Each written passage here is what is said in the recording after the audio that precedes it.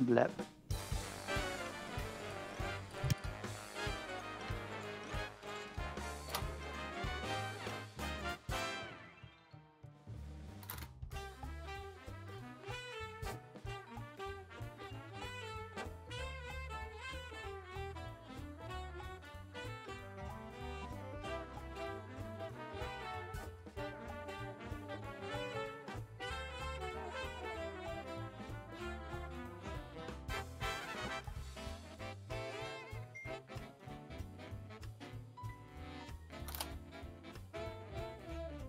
Ah, Rembrandt's here. Hello. Years old. Hi.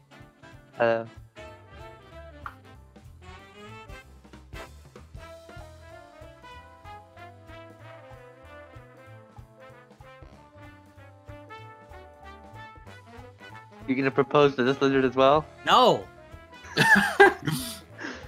Why not? No.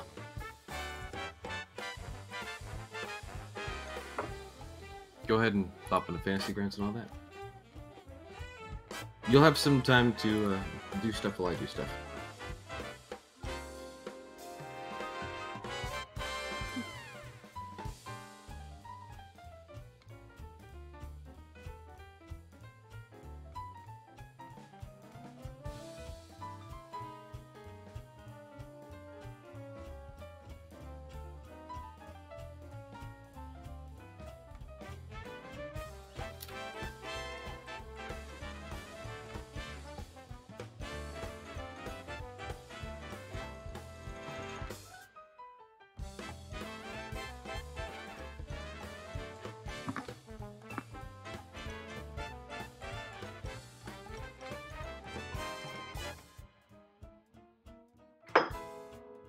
Okay, there's...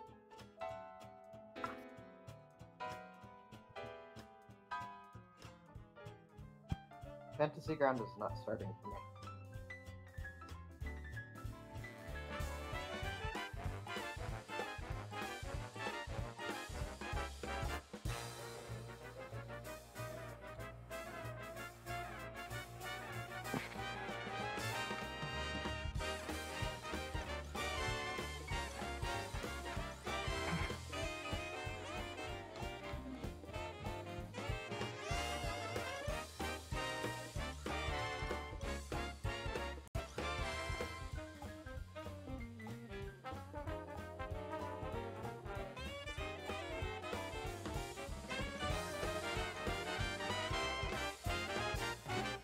There we go.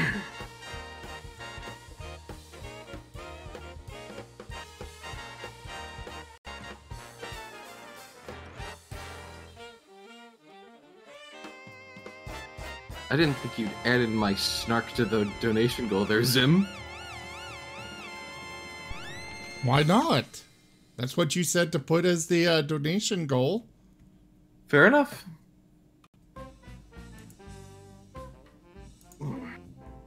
Ah, get that stretching in. You ever feel like you just need to do some intense stretching before D&D starts? No. Like, get ready to run a marathon, boys, because it's D&D time. I've got a bucket of chicken here.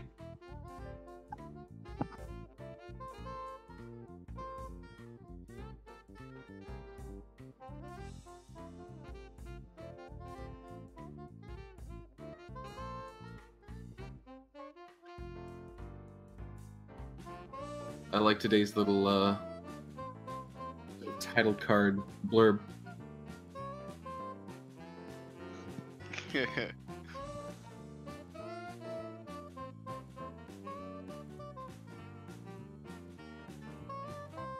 Is that ever like posted anywhere on or near the stream, or is it only in the stream notifications? Is what?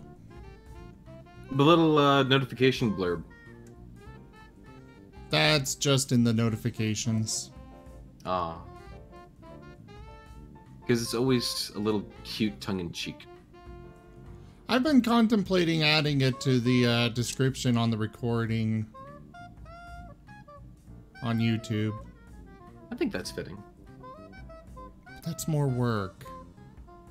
It's like you hit you go to the latest notification, you click on it, you drag over the line of text, you hit Control-C. When you're posting the video, you hit Control-V. No, because I gotta find the video. I gotta find the little blurb. I've got to then You have copy a literal- and paste it. You have a literal listing of these blurbs. You have literal chats that are listing of nothing but these blurbs. We are all professionals.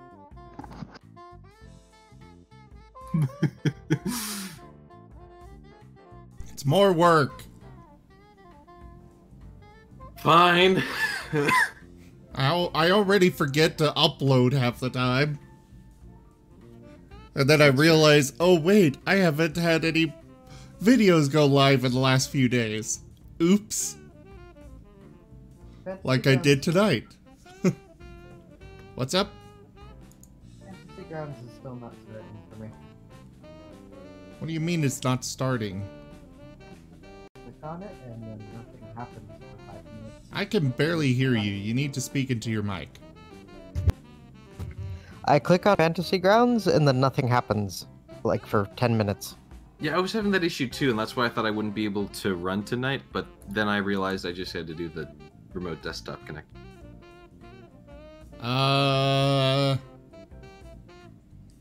Did you update it recently, or? Not since last time we played. I don't know when the recent update went out, because I'm still running on the old version.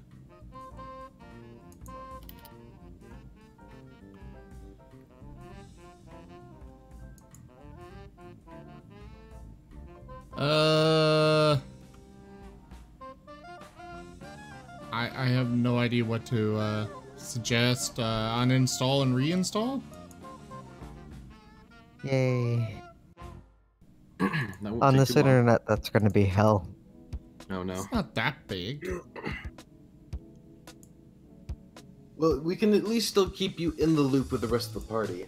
Steam doesn't even want to open. Maybe Steam Then needs to I'd update. say restart your computer. I just restarted it.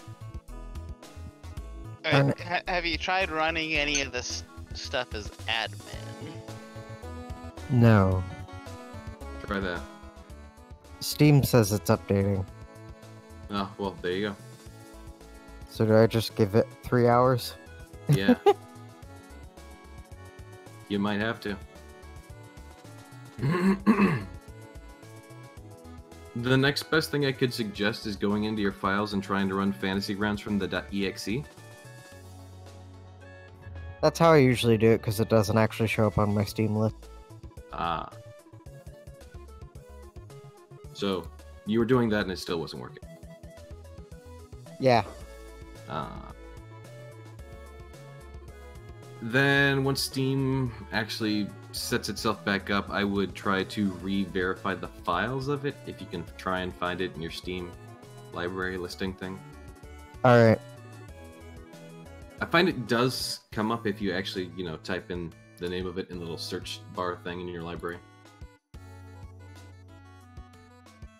But that's the best I can suggest at the moment. Still updating. Right, well, we will do what we can in due time. I mean, if you run it through Steam and Steam is updating, then that's probably why you're not able to start it. It does have a standalone installation, which is what I use. That's what I thought I was using. But it's not running. And then it opens Steam, and Steam is updating.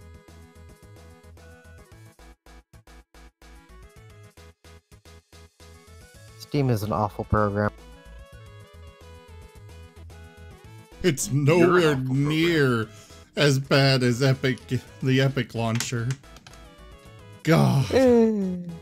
Steam at least, gives you easy access to your files and various startups, etc., etc., etc. Yeah, that's fair. It just takes 7 years to update. Doesn't take that long for me. But Yeah, mine updates real quick. I The mean, other I'm on day- like 1 megabyte per second internet with 2 people. Whenever Yeah. my game does that, I just do Task Manager to close Steam and try reopening it. Yeah, that usually works. he's on that Walmart internet. The McDonald's Wi-Fi. Alright guys, so we will be right back in just a sec while I get things transitioned over. Running an ad real quick while I Okay. transition things. Cool. This gives us a little bit more time to try and get things actually working. Only about 14 seconds. Sounds good. Y'all got 14 seconds to figure stuff out. Oh, so I'm here. Rel, you're in game, aren't you?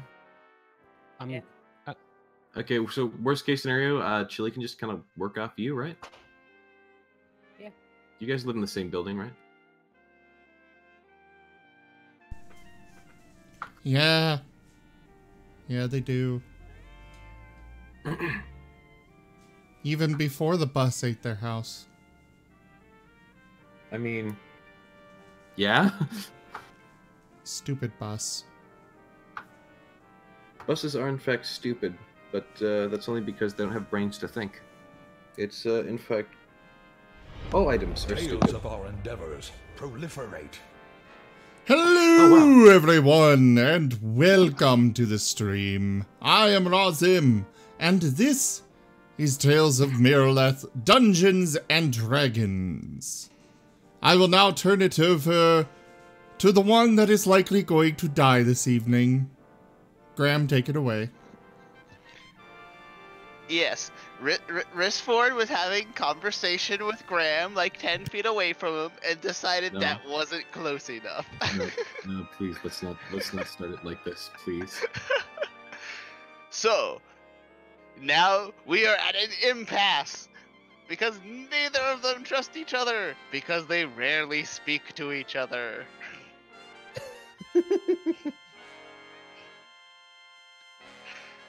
I mean, that is true.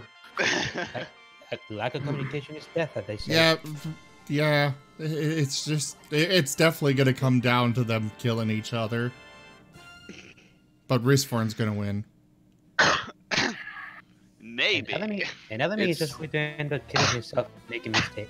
It is in fact a possibility. Anyways, Well, welcome to Tales Mr. of... Gold King, Yes? if you would be so kind. Of course! Welcome to Tales of Miraleth. Absolutely. Civil I War. mean, I'm glad that you'll go ahead and take over. I am the DM after all, that is my job. Yep. Yep. So Okay, feel free yeah. to get started whenever. Yes, absolutely. I will go ahead and do that right now, if you do not mind.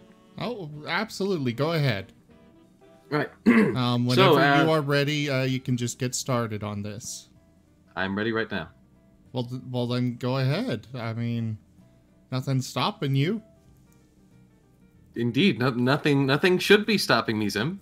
Exactly. So why aren't you starting? I'm going to start right now. So, Okay. Well, are we? Yeah. yeah. Go ahead yeah, and yeah. get started. You know. Okay. Just Oh my god, guys, stop. I'm just enjoying the ride. So, anyways, welcome everybody to Tales of Miraleth. Once I actually get it started, I am Gold King, your DM, and as your DM, as always, I invite you to join the world with us in our little game of D&D. Also, for this session, much like last session, we have an extra member with the party. Everyone say hello to Buzels, who will be playing Rembrandt. Greetings, Buzol. Hello. You've actually run into Rembrandt in the past, and I was only recently informed that it was supposed to be Rembrandt. So upon knowing that that character was in fact Rembrandt, I decided to bring him on. Because if you're going to give me your character, I'm going to bring you with them. Oh, I So- made a mistake. Yes, you did. For some reason, Rizvorn just has this idea that the cat is, for some reason, a master of the night, so to say. You know, he enjoys working the corner, I'm sure. Where's Reska? Whoa. Wait, what? I mean, he's a bard, so like There it's might not be a wrong. cut to black scene as Graham questions Rembrandt's cover story. Oh, Anywho. right. In this universe, that's not here. So yeah. Well, technically it's a timeline, but anyways. So as I invite you, the viewer, to join us. Actually, Rizvorn or Rembrandt is from a different universe altogether. He's Oh, not is he? in Faerun. Well, he is now, so we'll have to deal with that one way. or Yeah, another. he's not normally in Faerun though. Gosh dang planeswalkers. Get back to Magic the Gathering. Anyhow. As I have been inviting you, the viewer, to join us in our Tales of Miraleth, we will be picking off where we last left off with the viewers who so chose to join us. Whereas they had been previously... I'm doing that. Zim, why must you do this? I see you in I chat, am in but a I'm doing very this. cheeky mood tonight, okay? Okay!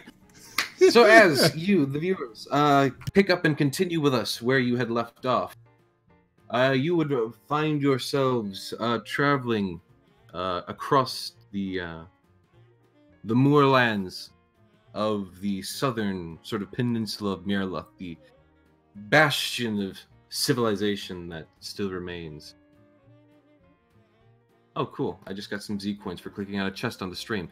Anyways, as you are traveling across the moorlands, headed to Farah, as that is where the story seems to have left off from the last note given by Moriarty McCann, you happen across the sound of strings softly plucking as you're going through. It's a rather foggy day.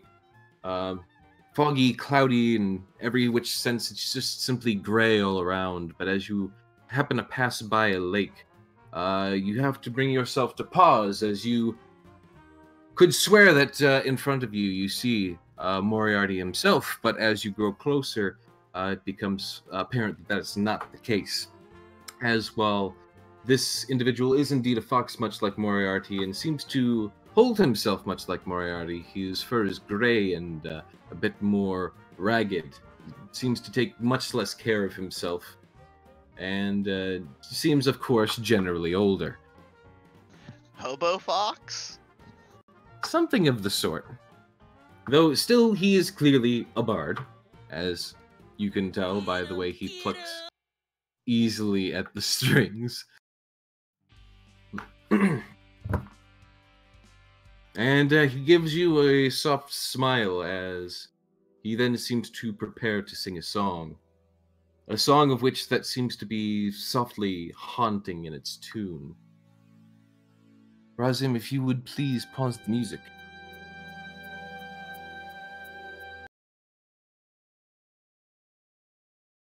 Well, you were setting the mood. Told me to... You told me to pause the music. But like you started setting the mood at the wrong time. Anywho, the song that you hear as you approach this older fox bard. A king was a-hunting upon a high hill, a great lake below him so wide and so still.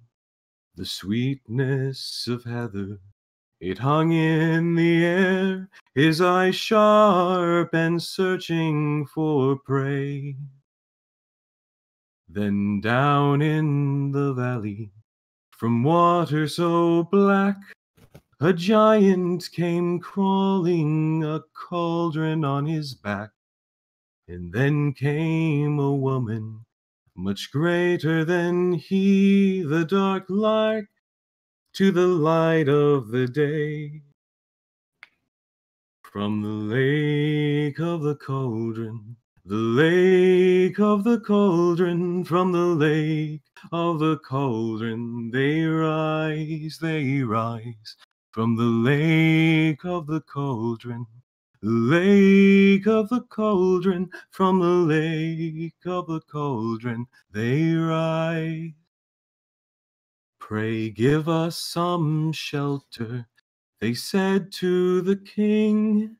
My wife soon with child and our offspring will be born as a warrior, with sword and with shield, fully armed and ready for war. The king he agreed, and for a full year all lived in peace, but he began to hear how they made themselves loathsome, and his people they cried, gather arms and ready the storm. From the lake of the cauldron, the lake of the cauldron, from the lake of the cauldron, they rise, they rise. From the lake of the cauldron, the lake of the cauldron, from the lake of the cauldron, they rise.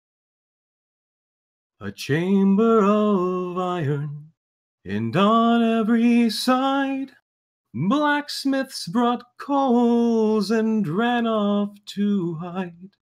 They fed the whole family with food and with meat, and soon they were sleeping inside.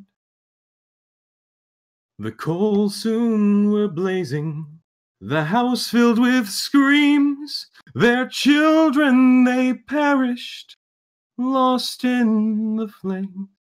But the man and his wife, they made their escape, setting sail on the turn of the tide. From the lake of the cauldron, the lake of the cauldron, from the lake of the cauldron, they rise, they rise. From the lake of the cauldron, the lake of the cauldron, from the lake of the cauldron, they rise. Pray give us some shelter, they said to the king. We give you this cauldron, our gift to bring. Our sons and our daughters will spread through the land. The best weapons, they are made by our hand. From the lake of the cauldron, the lake of the cauldron, from the lake of the cauldron, they rise, they rise. From the lake of the cauldron, the lake of the cauldron, from the lake of the cauldron, they rise.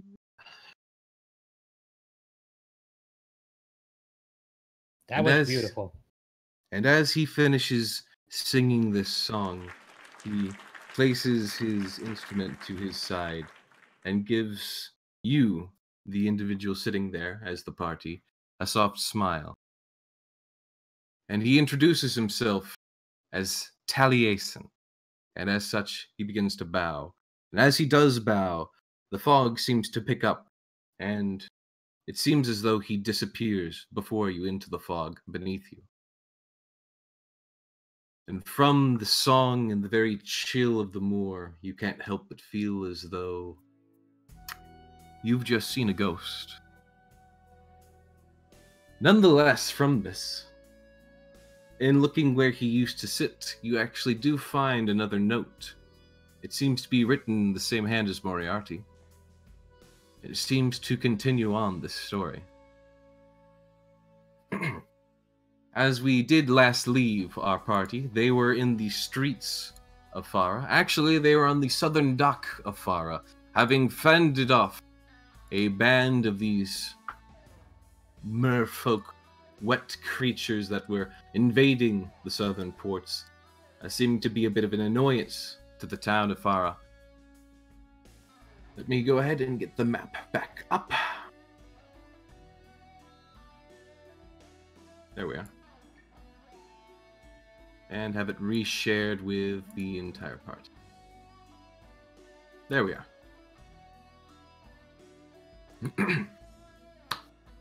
So as the party begins to pick themselves up back again from the shore of which they had recently simply absolutely murdered a whole bunch of individuals, fish people, if you will. They are still left with their internal conflicts, but at the very least, they've done a good deed today. What they choose to do next is certainly highly up to question. Risforn's gonna go find where you can turn in the bounty and gather gold. Risforn heads off without the rest of the party, as to be likely suspected, given how he was last on terms with the rest of them. As for those... Sorry, for those who do not remember, Ristforn and Graham had a bit of a disagreement on how the reward money for sneaking the two individuals out of the capital city that eventually sold the crown and became filthy stinking rich, who then rewarded the party for helping them out of the city. How they will spend that money, Ristforn and Graham do not agree. Of course, Ristforn does not understand how much has been acquired, and Graham does, and that money must be going to assist a thief by the name of Delphine, who seems to be in over her head, but still seems to be one of the individuals that the party seeks out.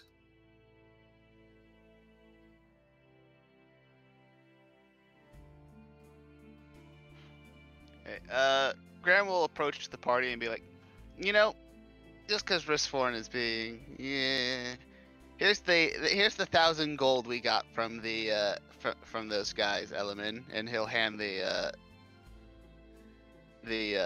what was it? I think it was like 100 platinum over to Elemen. Also, City, I need to get you on the map because you're here now. Maybe. So yeah, he'll give the 100 platinum pieces over to Elemen, being a paladin and being seen as trustworthy. Well, City, you're just gonna stand right behind you. City or two if Elemen doesn't want to take it. Happy fine with safe keeping the money. The ranger is trustworthy.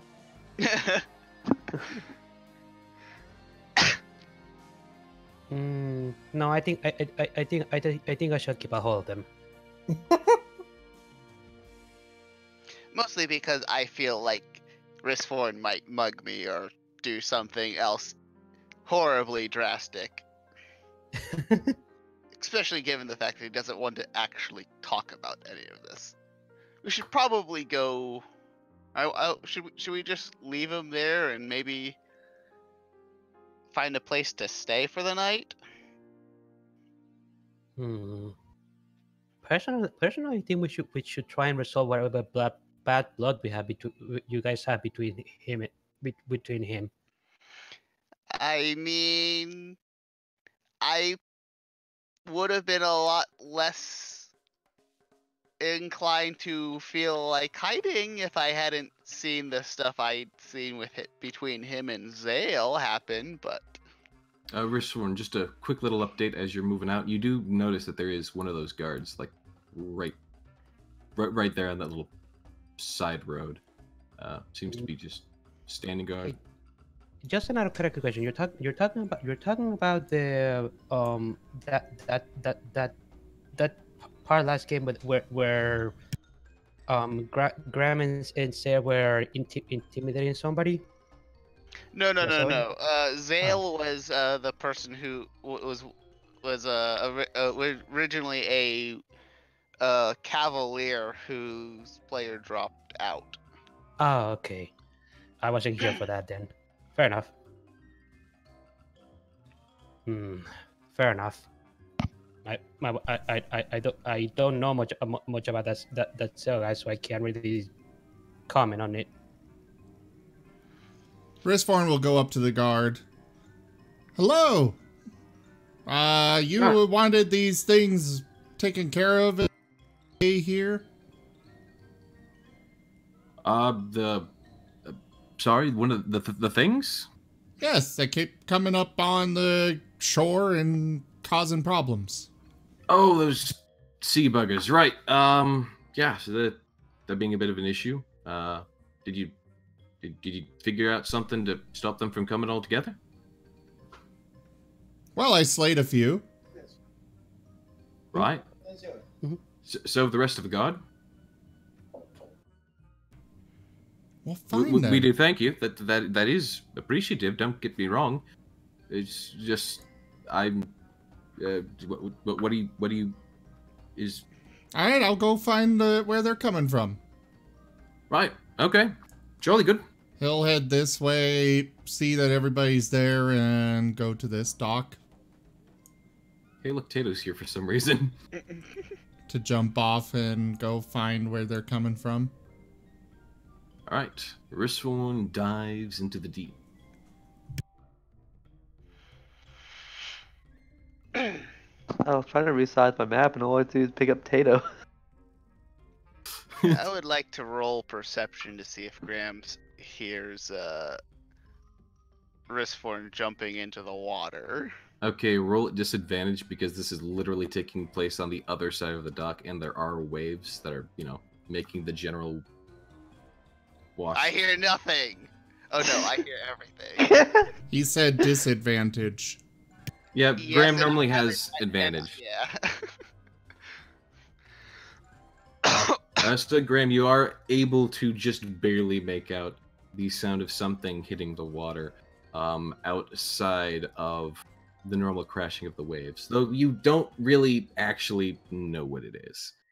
But you know something, someone, something or another went into the water over in the general area of those ducks by the knoll. No noises. No noises.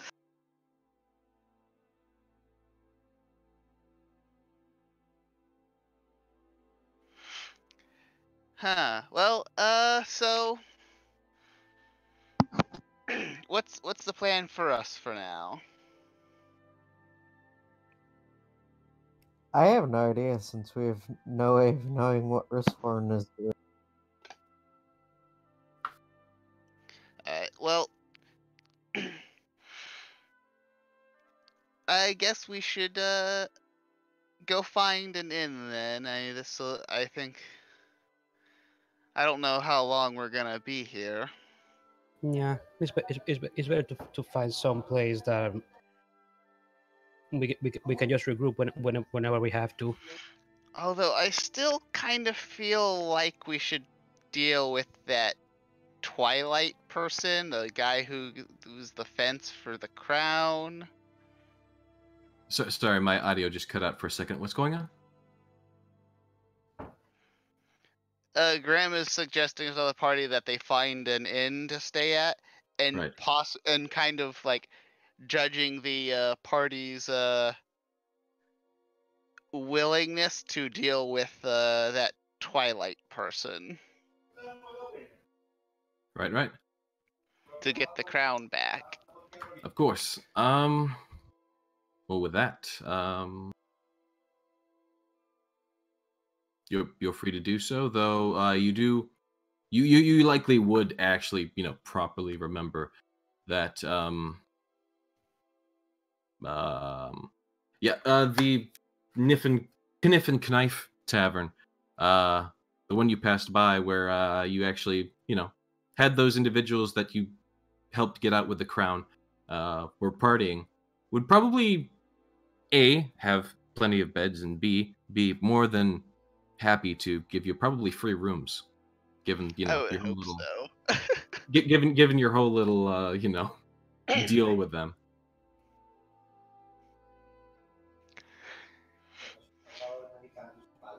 The Kniff and Knife Tavern. So, are you all doing anything, Sidier? Crag is going to look for Risforn. And definitely fail, but he's going to look for Risforn. You could possibly track him through like the dirt road to see where he went if you want. The what? Well, there's like a dirt road going into the docks and No, it's a firm. what? The thing Craig's looking for. What is he looking for? He's looking for Risforn. Oh. And yeah, Craig, you notice like you can easily tell where like the wet drippingness of Risforn continued off from, but then like eventually it gets so soft that like you can't really follow it anymore. Since this is a easily traveled footpath, it's hard to make out his footprints after too long. Crag is the worst ranger. So as far as you can tell, though, he did head back into town. I tracking be a would say, survival check? yeah. Yeah, it would actually be a survival check. Okay. Oh, did he not? Should I re-roll then? Yeah. Yeah. Go ahead and because I thought you rolled tracking for. Well, Oh, doesn't matter. Literally doesn't matter. Who is your favorite enemy, Craig? What, rather? I hope you chose humanoids, because they're the best to choose. Humanoids. In that case, you would have advantage. I need to understand my ability. Honestly, the humanoids favorite enemy on the revised ranger might be a little overpowered, because it literally applies to basically everything you run into. Everything That's not a wild animal. Yeah, exactly. You know, goblins, orcs, humans, dwarves, whatever it may be, it's apparently a favorite enemy. Additionally, you have advantage from wisdom checks. Yep. Okay. Okay. So yeah, you actually are able to actually slowly piece back together that from the wettest footprints around, from that mental standpoint, you're actually able to properly track Risforn back. Having gone to the guard now, and having turned back around, paused before, coming back to the rest of the guys at the dock, and then heading off to the other dock. Crag goes up to the edge of the water and contemplates getting... Okay, I'll go ahead and move Craig, since I assume he's, he can't move, but... next to you is a gnoll with a fishing rod who's casually fishing and occasionally glancing in the water with concern. Crag asks, in Nolish, have you seen an otter? He just gives a nod and then points into the water.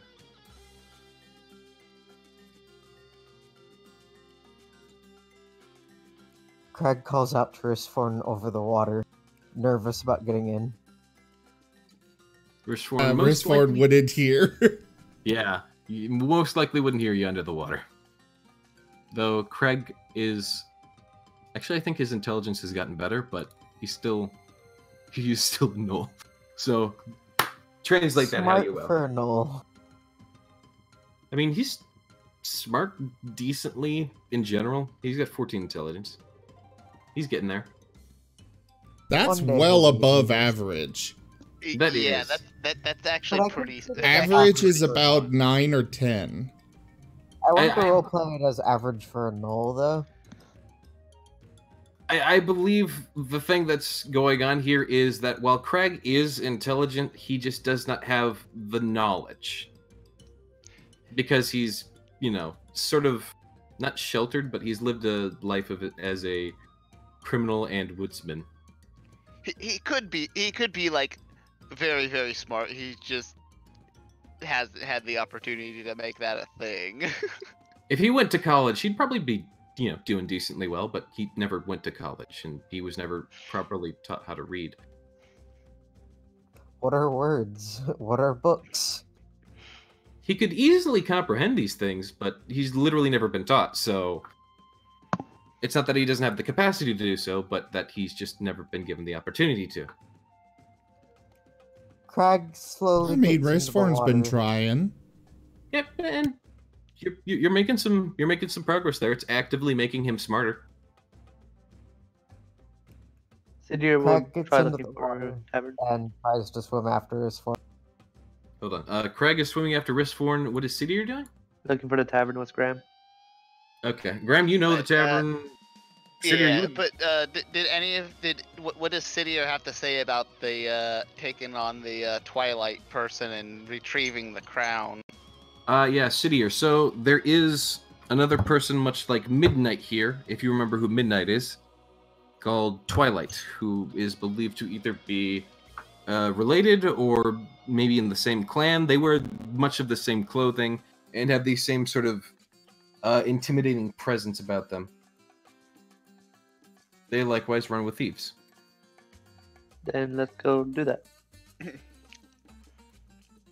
All right. Should we be worried about Crag? He kind of left. Leaving Craig alone at any point is a bad idea. I guess we should look around and ask for him.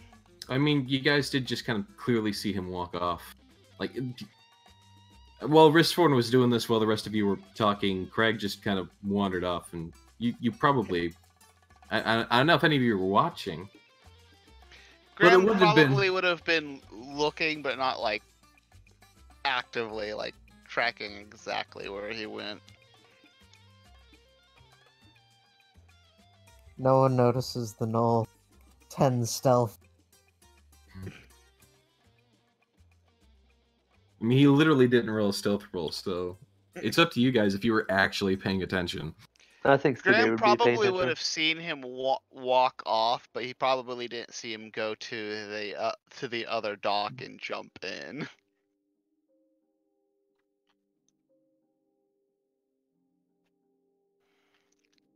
You do, of course, again, know from your previous perception roll that something went in the water. True, but that was long was- before Crag jumped in. Yes. Do you want another perception roll for when Craig jumped in? Sure. Still at disadvantage, I'm Yes. guessing. Because of the distance and the natural sounds of the sea.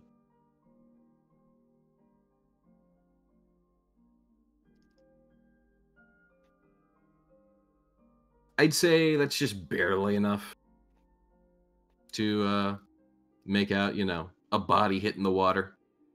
Again, you still don't know it's a body hitting the water. You just know something's going in the water because it made a sound that's, not in sync with the normal splashing of the waves. All right, let's. We're probably able to tell the general direction, right? Also, apparently Kai is just over on that other dock. Well, there's a building between Graham and theirs. Yeah. Kai Graham follows can- Crag, Kai. but Kai can't swim. The knoll that is fishing nervously glances at Kai. Kai looks over the sea sadly, waiting for her person to... Graham will probably start to wander up here and probably about at this point then see Kai on the dock. Hey guys, Kai is on the dock over there, and I don't see Crag. Knowles know how to swim, right? I have no idea if Knowles know how to swim. Anyone can know how to swim, but that doesn't mean everyone's been taught how to swim. Hey, Craig, do you know how to swim? I have no idea. There's an answer, I guess.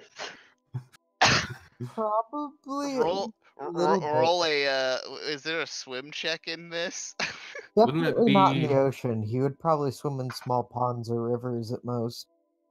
Hold on. Yeah, swimming in the ocean I would imagine is vastly different than a pond or lake. Yeah, swimming is going to be an athletics check. Sweet, I'm gonna fail. It's much colder, that's for sure. Ooh. Craig, you actually do rather well. Craig does assuming- a doggy paddle. All right. If you're doing a doggy paddle, then you're actually on the surface of the water, while Ristforn is actually properly diving.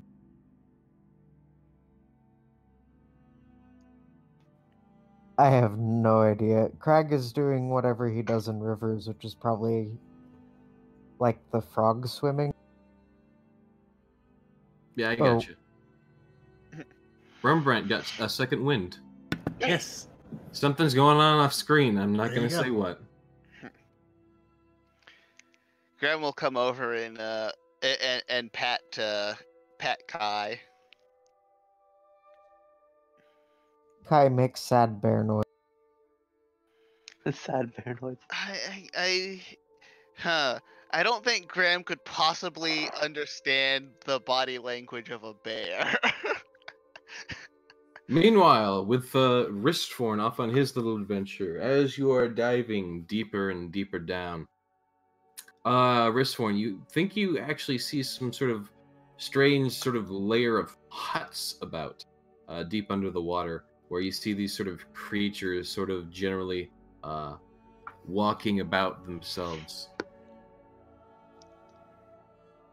It almost seems like a bit of a it's less of an actual, minor civilization. It almost seems more like a camp of sorts. Interesting. He's Go ahead. The tents of the camps are actually built from broken masts and sails and all that of the sort. There just seems to be general, ruined wood and the like all about there. It almost seems to be a, sort of tribal sort of setup. But yeah, that's what you're looking at.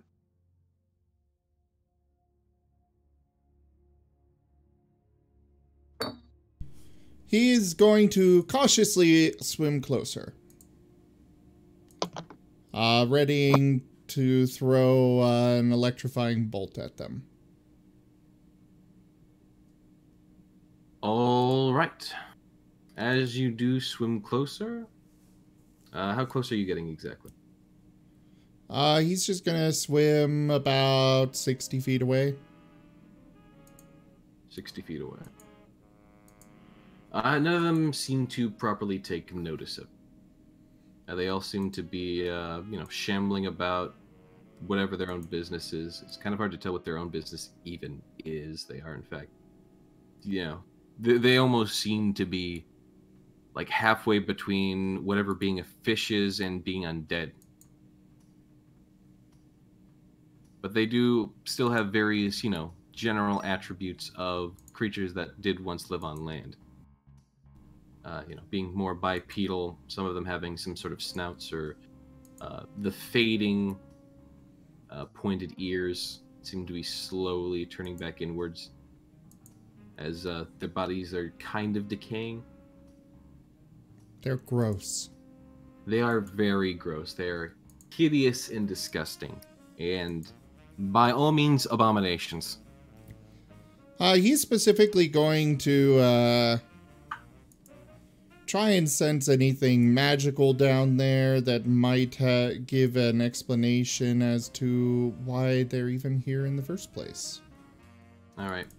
Do you have detect magic as a... Nope. Okay, you're just rolling Arcana.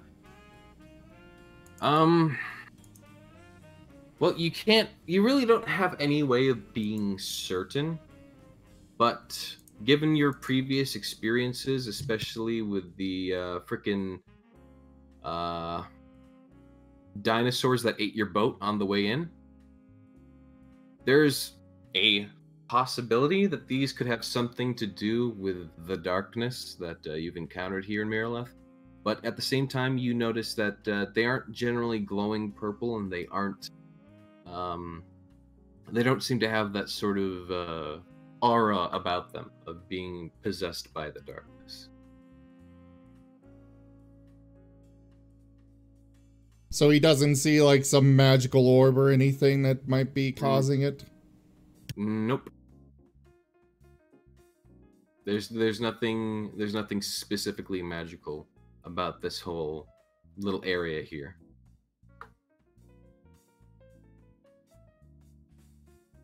Um...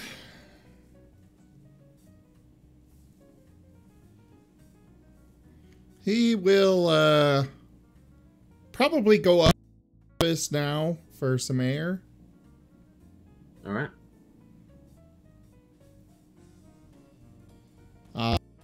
Go back down and get a little bit closer, 30 feet this time, and try again.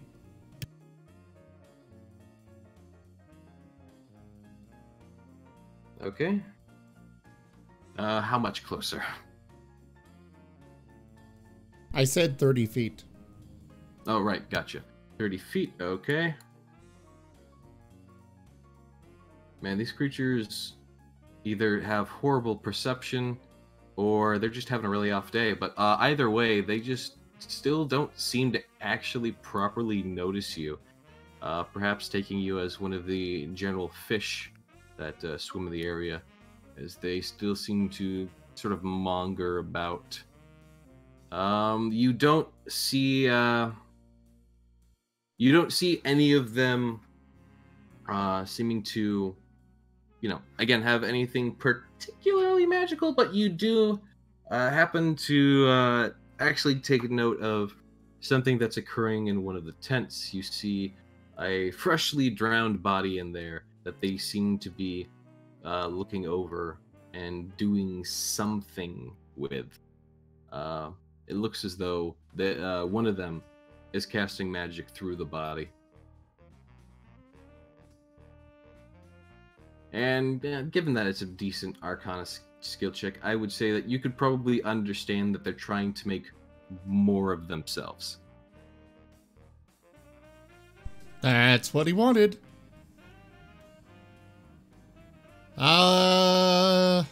Rilla's AFK with tech issues. Who is? Oh, Rel. Yeah. Zai. Yes. He's gonna cast Chaos Bolt All at right. the tent. Actually, how many of them are there? In this general camp, there's probably at least 10, I'd say. Okay, he'll go ahead and try it. What's Guess, the worst that could happen? He dies? Possibly. Chaos Craig Bolt. dies? I mean, Craig, you're not down there. You're still kind of like up on the surface, paddling about. Ristforn is off the map. Just for the record, he's not near the docks anymore. He swam away a good ways. Craig is going to try to get there. Let me try to.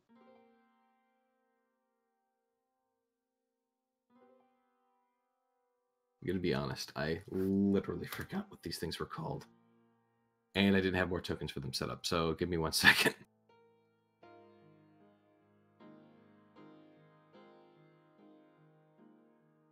Does anyone happen to remember the name of the enemy by chance? Like, just off the top of your head? You are not prepared. Oh, never mind. Found it. Not. Found it. Okay. So let me pull up that card. What? Oh. Come on. There we are. There's my boy. Okay. So you're going ahead and casting a bolt at one of them. Go ahead and give me a roll for that. All right. Give me 1 sec here. Ah, okay.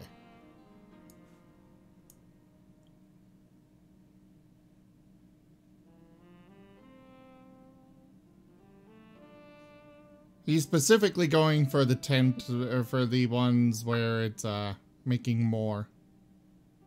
Okay, gotcha. It's Chaos Bolt. That just hits. Go ahead and roll me damage.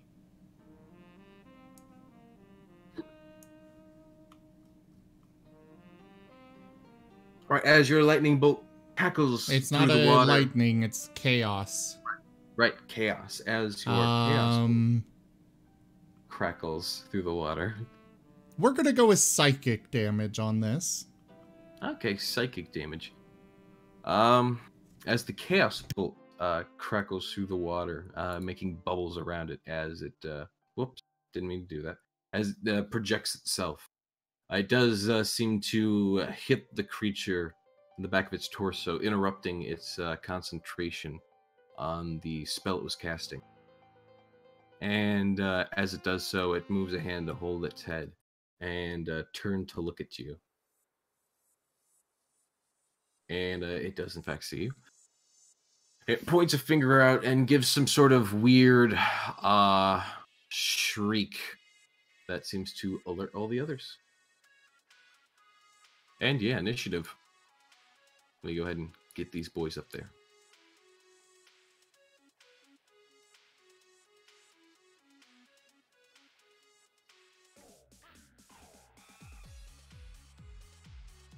All right.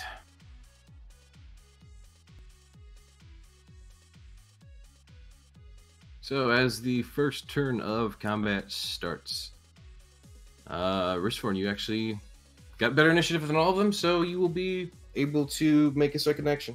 You want to reveal them? Yes. Give me a sec. Oh no, one of them actually did roll higher than you. Never mind. I'm sorry. There's other things. Yeah, I see. 54 of them. Maybe 66. There are other things planned for today. I'll just. Well, he wants his reward so he can go get his books. So, let's see. I'll go ahead and say that that first one is the one you damaged. So they've got that much wound on them. Whoops, that's initiative. I'm done. You know what? I'll leave it as that. It barely makes a difference. So as the first one sees you, he makes his way, then swims over to you. That takes his full turn, though. So it's your turn again. So C-Spawn 11 is right next to me? Yes. He's literally right next to you, and he was the mage caster thing. In that case... I'll go ahead and give him a special tie. He's the mage C-Spawn. Well, the 11 hit, so I'm guessing that hit. Electrified. Yes, it would. So there's your damage. All right, and as you hold your hand out to shoot electricity through him, it just goes basically straight through his chest as though you're an EMT with some pretty bad. You know, I really should get extra damage for lightning underwater, but unfortunately, I'm pretty sure the book doesn't have anything on that. No, it doesn't. As the next C-Spawn starts coming at you, they don't have any ranged attacks. So basically, all the C-Spawn are going to use their turns to get near you. In a sort of, they're not all around you perfectly, but they're all like basically in front of you, and more or less within attacking range. I'd say either about in front of you or directly below you, because water has that sort of 3D fighting environment.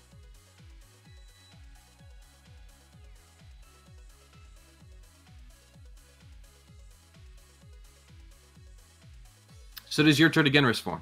Oh wait, no. It's actually this guy's turn again. My apologies. Actually, Crag. Crag's not here. He's on his way. And I didn't go that far out. Sure, Craig. Are you're trying to swim out there? Yeah, he's trying to follow his friend. What is your swim speed? No idea. I don't think normal creatures actually get a swim speed. Is it just half their normal speed then? I want to say it's based I would on say their so. rolls. No, because the rolls are more if it's like choppy and difficult to swim. Mm. Like if Okay. Crag were wearing heavy armor, then he would need to roll. But as far as just regularly swimming, it would be about half. All right.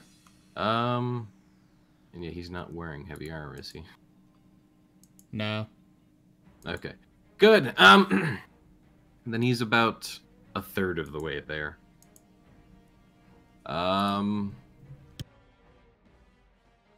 So the sea spawn that's directly in front of you, Riskforn, has an actual chance to attack you. He will go for his good old. Gotcha.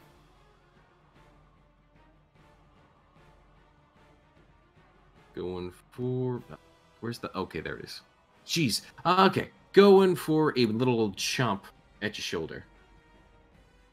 And he does actually, in fact, hit. So you take such damage.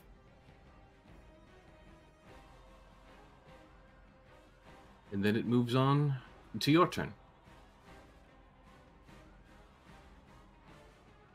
My turn again? Yes. Also, Then... Craig, really quick, roll initiative, because you didn't actually roll initiative for this. Oh, That was just previous initiative. And the lightning would probably be visible by this point. No, yeah, probably. Hmm. It is Because like outside the water. I would say that depends on how deep they are. Whether how visible it is or not would be. Riskforn is going to... Well, they are about 50 feet out. Oh, Grisforn is at least. Craig is getting there. I meant deep, like down. I'd say about somewhere between 20 and 30 feet down. Riskforn will swim away from them the full 30 feet that he can in a turn. Okay. And, oh wait, I've got my magic missile wand. Do you? Yeah. Why do we keep giving you those? It's the same one. Don't you still have that really, really big fireball orb? But by we, I mean DMs. Well, I don't know why you would do that. He's gonna use it and do that. Wrong button. Boom. Yes, that is. And boom. Okay, you didn't hit the wrong button. So you fire off a series of magic missiles from Oh, the, for the second one, I accidentally grabbed my electrifying bolt instead of magic missile. No, they all say magic missile. I didn't actually drop it in the chat, Oh, okay, gotcha. but I did grab it. Also, I forgot to Okay. mark that I used Chaos Bolt. There we go. So as you fire off those 3 rounds of the magic missile, one after the other hit the sea spawn, and it seems to, be giving off that green sort of dust that, seems to naturally come from it getting damaged, as though there's, algae and stuff growing on it. But it still seems to turn its gaze to you. But at this point, it, well, you'll see. On its turn. I'd also next- just like to mention, Magic Missile is a great spell on It- even at first level in 5th edition. It is pretty good spell, yes. The rest of them have to make their movement again to properly catch up to you. Craig, you move another 15 feet, I assume? yeah. Okay, you are now 35 feet on the water, so you should be able. Well, Riskforn's moved back 30 feet, so he would be 20 feet out, which actually means he's about around here on the map, I think. Then he'd be just like on the corner. Yeah. So, actually, he on his last turn, he moved like right up next to you. So he's like right below you and to the right now. Crag waves at Risforn happily. Risforn probably would not have noticed. His focus is a little elsewhere. Yeah, there are some enemies down there. And Craig, you're currently more towards the top of the water, whereas Risforn is actually deeper in the water. I'd say at least 5 to 10 feet down now. Crag will start to dive towards him, pulling out his long sword. All right. Greg, you get probably about right down next to him. Can I fire a bow underwater? No. Okay. I'll just No. wait then. Okay. Risforn, as the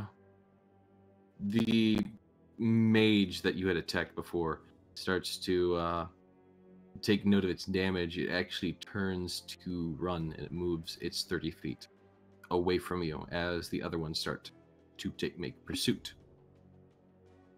It is your turn. Well then, I will continue to... I'll use another magic missile on the sea spawn, the mage one. Okay. Because that's the one that ran away, right? Yes, that was the one that was turning to run.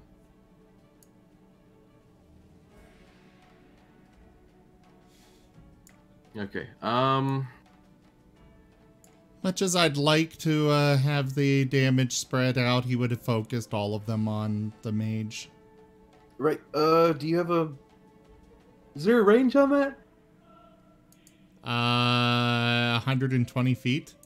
Okay, yeah, that's more than enough. Yeah, they all... And it's a guaranteed hit. They all properly hit at the back of the creature as it begins to, like, break apart as though it's some sort of, like, fragile mannequin. And you see its limbs start to spread off in the sort of green mist that its body becomes in the space that it once was. It has, in fact, died. However, now with the other ones actually properly near you now, they all will be doing their attack. And one of them will actually be doing a multi-attack that it has.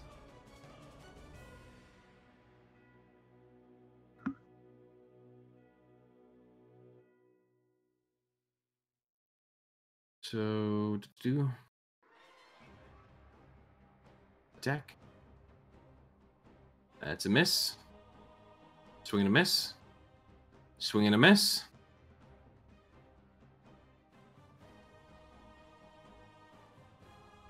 And it just basically flails at you.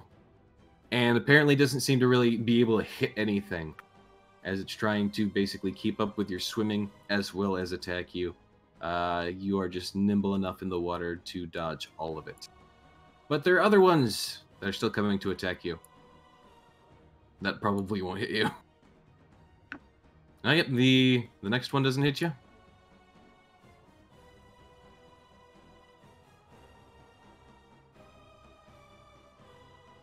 One of them does seem to actually get up close enough to you to properly bite you.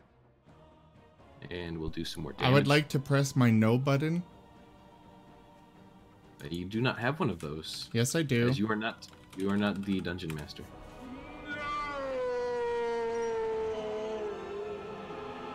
I don't know if that damage went through. No, I did not take damage. Try that again. Well, you're lucky. I'm pretty sure it went from max damage to minimum damage. And we got 2 more. So what you're saying is that Zim's note button actually worked. Zim, I need a critical hit. A what? I need a critical hit card. No! Nah, you're getting critical hit. No! You are getting critical hit with a bludgeoning. No! For enemy. No! If I say it enough, you'll give up. Maybe. The no button backfired. God damn it! I Stupid. can look up my own card box. pack if you want. No. I just hate the box. Okay, gotcha. Softening blow. You are vulnerable to bludgeoning damage for 1d4 rounds. Okay, that's unlucky, I guess, since they're all doing bludgeoning damage. Unless they bite, then that's piercing. So make sure you clear the crit first off. Alright. Do that. Just roll an attack again on him again. And I'm Gotcha. vulnerable for 3 rounds. Oh, joy. Right, so there's that, and there's your base damage, which still pretty low. The next one's coming to smack you. So is vulnerable, does that apply to an attack roll, or is that like for damage? Damage. Okay, well then that one misses you. And where's Craig? Oh, I'm sorry, we passed Craig. Craig, it's your turn. Hello. Maybe you should set everybody else that's not participating to a 0 initiative. I don't think it says you can get in water weighing 250 pounds. I'm not concerned about the other party members. I'm concerned more about the rest of the stuff that's not in the combat tracker right now. Craig swims towards the one attacking Risforn and swings at it with his arm. Alright. Go ahead and give me an attack at disadvantage because as per last session, you still don't know how to fight underwater.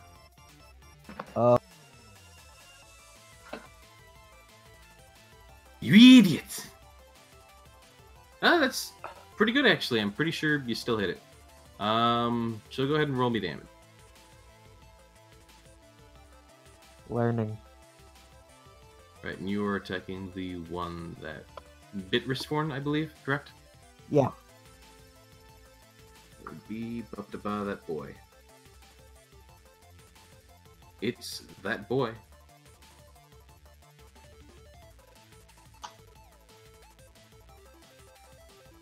Pretty sure it was that. Your damage was 8. By all means, feel free to roll on them in the combat tracker, just so, you know. It actually gives me proper feedback if it's actually hitting or not. Okay. And with that done, and with the Meiji one dead, Ristborn, it is your turn again. Risforn will give Craig a nod and back away a little bit more, hoping that Craig is... Hang on. Craig, why do you have so much less health than I do? I took a lot of damage last time. I mean, you're max health. I have no idea. What's your con score? 10. 10? It's 10. Oh. That might be why. Yeah, that would explain it. Though it should still be higher than that. Start with max, and your hit die is a D10 as a ranger. And you 6 per level, so you should be at 28 health. Yeah, Instead of 20. let me fix that. There we go. Oh, better. No one ever said Craig was smart. I'm just glad I... No one ever said the player for Craig is smart either. Anyways. Alright, so he's gonna swim a little way, just a little Okay. bit away, getting behind So- Craig. So, Ristforn, you and Craig are actually just barely on the map now because of your distance out. So you can actually move on the map now to clarify where you're going. He'll move to about there. Gotcha. And throw lightning. And miss. That's a big oof. So you shoot the lightning through the water. You guys on the dock are probably more easily able to see, you know, the cracks and booms of lightning that are, you know, barely kept beneath the surface of the water. Everyone else who is on the docks are just kind of looking on in casual, like, oh, what's going on there? Freaking lightning underwater? What? It's causing a little bit of a commotion. And Graham is just comforting Kai. one of the sea spawn, I'll actually go ahead and move. I'll start moving the sea spawn onto the actual moves to attack Crag.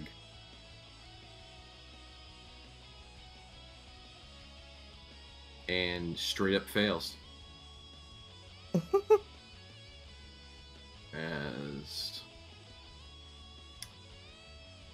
another one comes to hit Craig because Ristforn has left him behind to be the meat shield. Let me actually change the turn. And goes to Swippy Swap at Craig. Misses again. They're all whiffing their attacks, boys. And guys, dang it. Oh, yep, there he is. Craig's turn.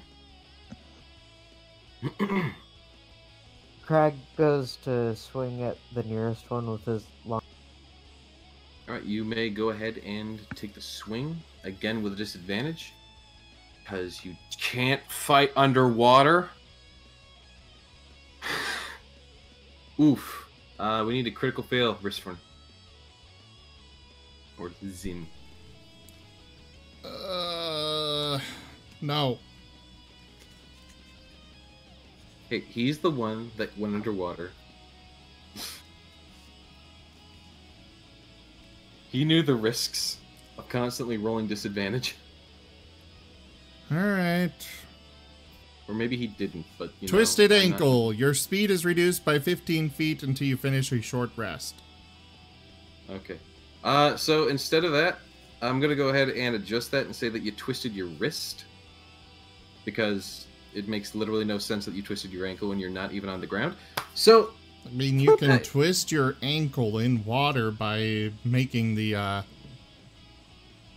mean, especially during combat, you're trying to swing a sword and kind of, it's more of a, like I hyperextended my ankle a few weeks ago and managed to severely sprain the thing, not even touching the ground, so it's possible. Oh, okay. Very well then, by your little bit of argument there, Zim. Craig, you somehow managed to injure your leg. Maybe it was a cramp for all you know, but you just, you know, like as you're about to swing down, your right leg tenses up a bit and it's like, no, that hurts. And like, you kind of pause as you're about to bring it down as that, like, it just gets you off guard. Anywho, Oh boy. Sea Spawn Boy 11 actually swims up under them. That's not 11, that's 31. And actually goes to attack at Ristforn. Not actually using its full turn to do movement this time. But it does in fact miss.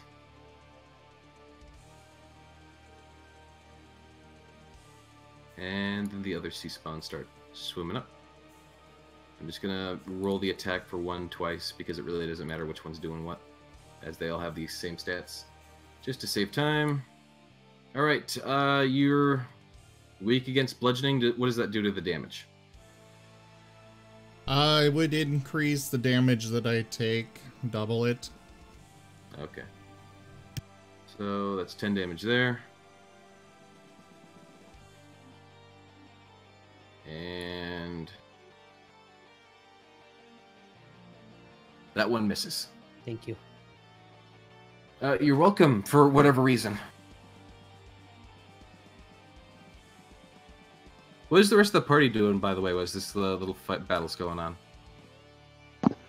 I'm assuming Graham can only see the flashes in the water. Yeah, basically. You can kind of make out some figures down there, but that's about it. Graham continues to comfort Kai, who looks lonely. Elman, Sidier, and Zyre. Are any of you As doing much it? as City would like to help, I don't think she'd swim very well. That's wise. I have Wise to look back. 260 pounds on me. Yeah, no, you wouldn't do well. Zyre, you doing anything? I think still technical issues. Okay, that's fine. Then Riftform, you may make your attack.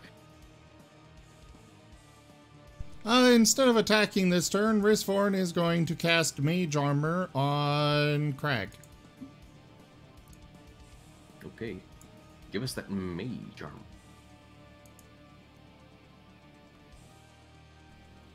Effect AC 3. It So I assume that increases means- the AC. Yep.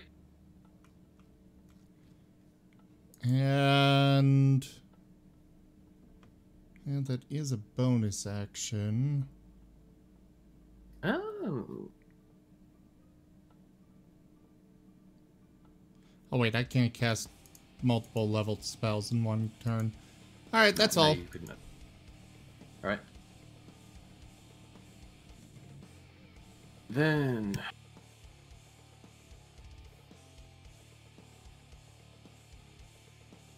Sea Spawn boys, go. They do the attack key. Craig, you are smacked in the back of the head. As you were making your attack and then got twisted. One of them makes for your back as it is exposed and just gives you a hard whap. Oh boy. Whereas what? Okay, there we go. It is your turn now. Crag makes another swing with his longsword. All right. Roll with the dis of advantage.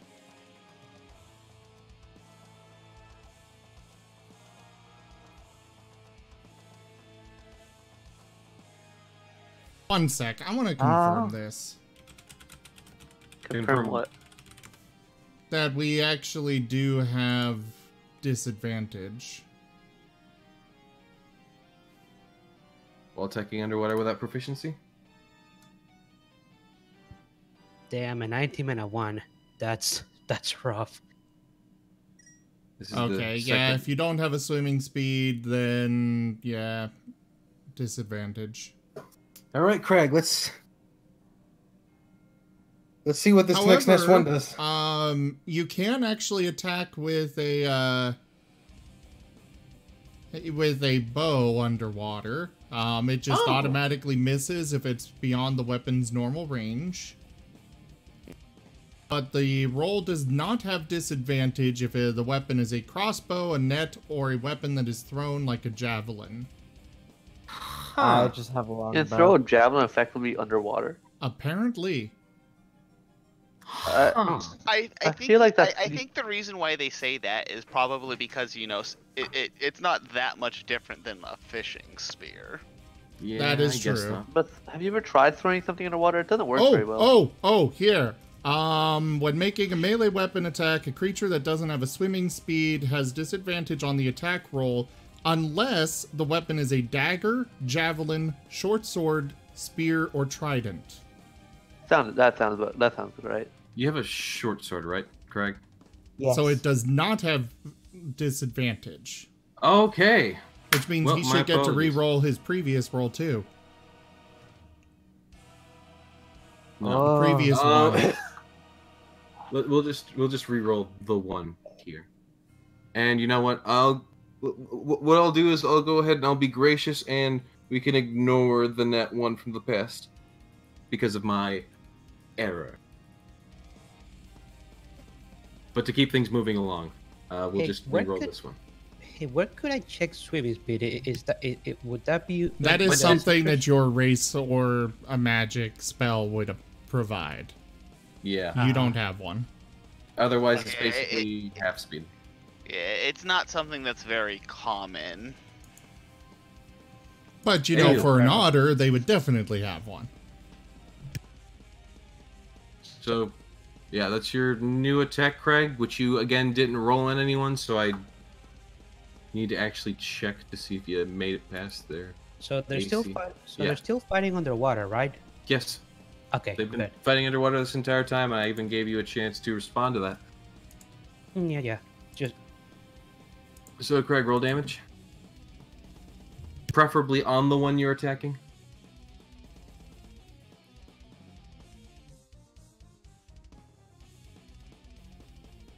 Craggy boy? Go for one that's attacking me. That one is between us. Perfect. Yep. Okay. And it's Sea Spawn boy. Does whack. Miss. Sea Spawn boy. Does attack. They can't hit anything. They just can't. I mean, to be fair, we've also got buffs to our armor.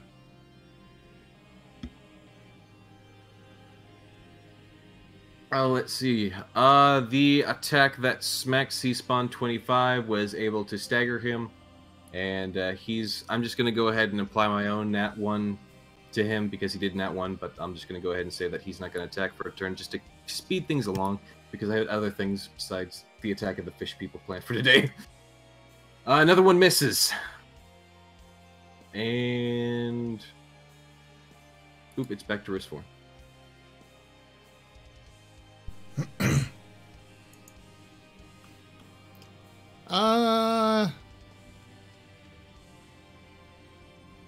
Well, this doesn't do a whole lot of damage, but I'd still rather go with the one that's guaranteed.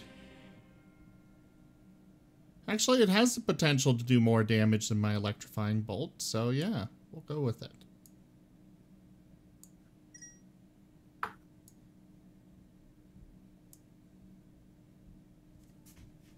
Ugh.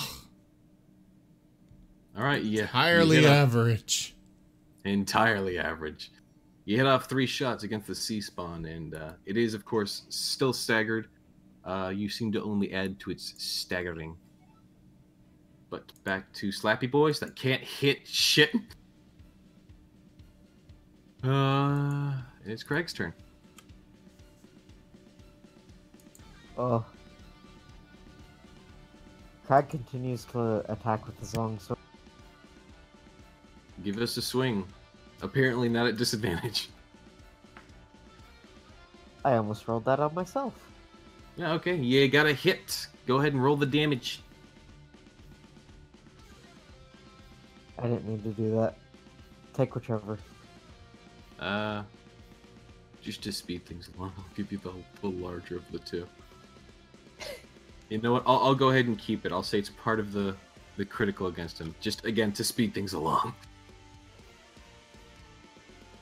Sea Spawn, next one. Goes for the slap. Doesn't do anything. These guys need to, like, nat 20, I swear. To, like, be able to hit you at all. Which I think they've been doing. Whoop, that one didn't. Well, that one wouldn't have hit you anyways, so... we'll just ignore it. That one's stunned. And another attack on Wristforn. Doesn't hit. Nothing hits. These things can't hit anything.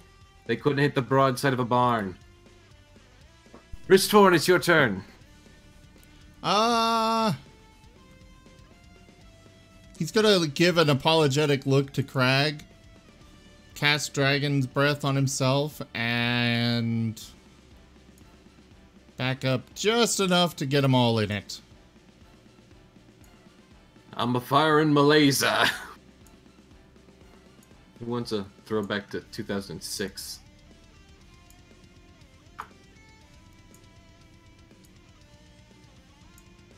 Now I remember where all that damage came from. Yeah. Unfortunately, AoE is great when we're up against so many, but at the same time, friendly fire is a thing. It is. Hey guys, is friendly fire on? Bam. Come on, succeed. Oh, you The failed. answer to that question is yes. Low damage. Oof. Craig is ouch. Ooh, Craig is really ouch. Risforn legitimately feels bad. Craig might be drowning. Not yet. Not yet. Not yet. Well, at least Risforn is no longer pissed off at Crag for not wanting to kill Graham too. Risforn is going to make motions at Crag to move out of the line. Craig, you gonna miss throwing I at can't you? hear anyone. Technical issues.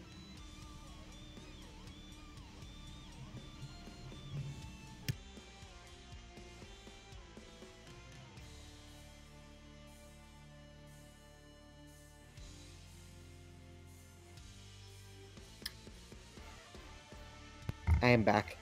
All right, feel free to Welcome back. just do your action. It's your turn. You are Hurdy Boy, and you are surrounded by other boys that have been hurting you. I think one of them might be dead. Yeah, one of them is dead. Should I be rolling savings throw? Because I thought I only had 10 health. You have 7 health still. Alright, I'm going to continue with my longsword striking at the nearest.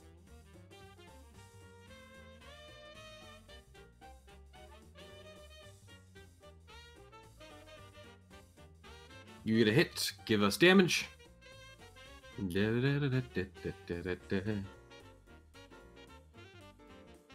Alright, you swing your sword into it and it gives off the sort of green murky mist around its body that seems to indicate that it is badly damaged. Risforn, it is yet again your turn. Wait, no, never mind. I think I skipped some guys. No, Craig, can you hear us again? Yeah. Risforn had given you motion towards you to move out of the way. Oh, okay. I didn't hear that part. He starts to swim out of the way. Just, yeah, like right there. That's perfect. Okay, now he'll let out another dragon breath. Woot.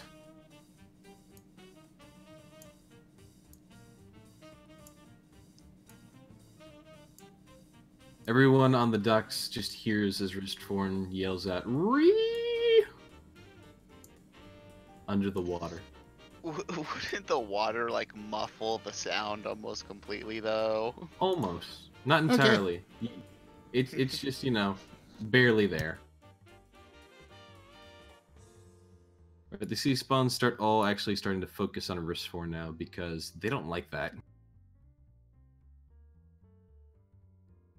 So I'm just gonna literally, to get their turn out of the way and to hopefully speed things up, just gonna roll attacks at Risforn.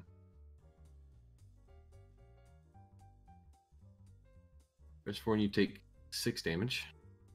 And Craig just get a turn in between him, the rest of them. Craig, you take note that they're all basically seeing their eyes on Risforn. Alright, I'm gonna attack with my bow. Craig pulls his bow out and does Craig, you gotta talk into the mic. He said he's doing an attack with his bow. I heard him well enough to, and he misses. I mean, I heard him too, but I'm just reminding him. Right. It does need. Anywho, more sea spawn coming up at you. Starting to look a little. What's worried. a mic? He's this guy I met at the bar downtown. Hew. They either hit and like do pretty damn good damage, or they just whiff everything. Oh, that one actually hit. Oof. Risforn, you take more damage from that.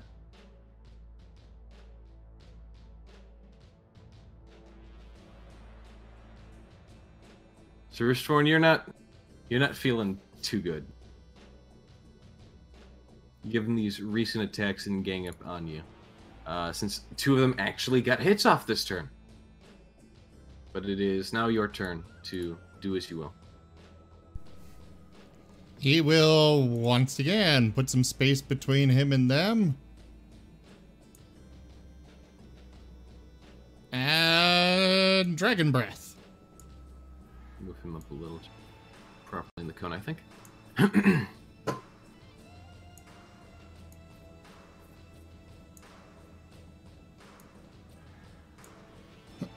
He's definitely putting the pain on them.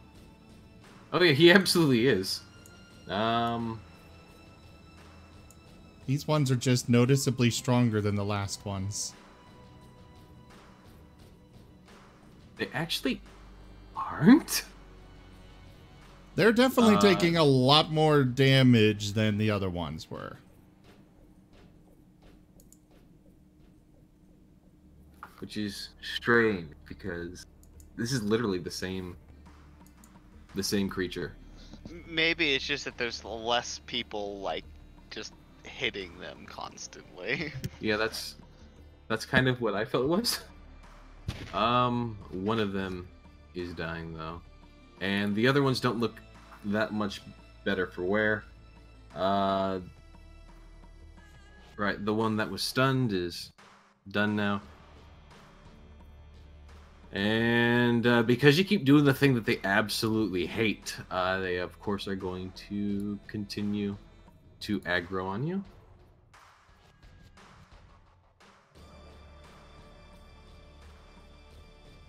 And I think that hit is gonna put you over. Yeah. You already did the damage. It didn't put me over. Well, yeah, but you have the weakness to bludgeoning, don't you? Not anymore. Oh, right, yeah. Wore No, off turns are last over. turn. Okay. You're barely holding it together then. That Hopefully these wore off exploits last are going... turn. Were you applying double damage last turn? I was not. I assumed it was doing that automatically because Fantasy Grounds has a wonderful habit of doing that. Oh. But you aren't doing that good, though. You only have 2 hit points left. Craig, you can see that they're, again, ganging up on your buddy Ristforn, and it's not looking good. Crag swims up to this one and uses his natural weapon bite. Okay. You can go ahead and roll that. Nope. Craig, buddy. By the way, what's the rest of the party doing? Just sitting there? Cool. Yep. We're fishing now.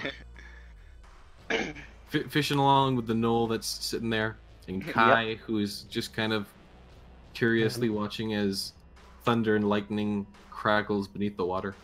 I mean, Can I even see anyone in the water, or is that like near this down? You can see figures down there. You can easily see figures down there. They're fighting. Can I tell who's who? Well, Perception. I think the lightning gives it away. Yeah, the lightning. If you're, logical enough, you can tell that the lightning's coming from Ristforn. Oh, apparently not. Otherwise, you can't tell Craig out from the rest of them. okay, I'm gonna roll perception. Well, I don't really want to cast anything into in there.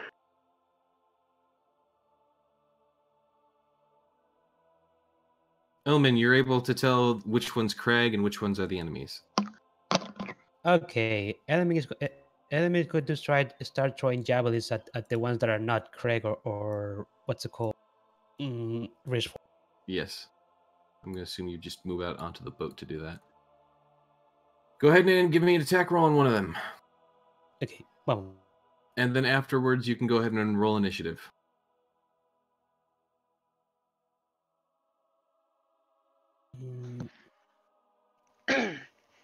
Actually, I would say at this point, they should be close enough to the shoreline that we should be able to actually make out who they are, because they should Roll be damage. pretty shallow.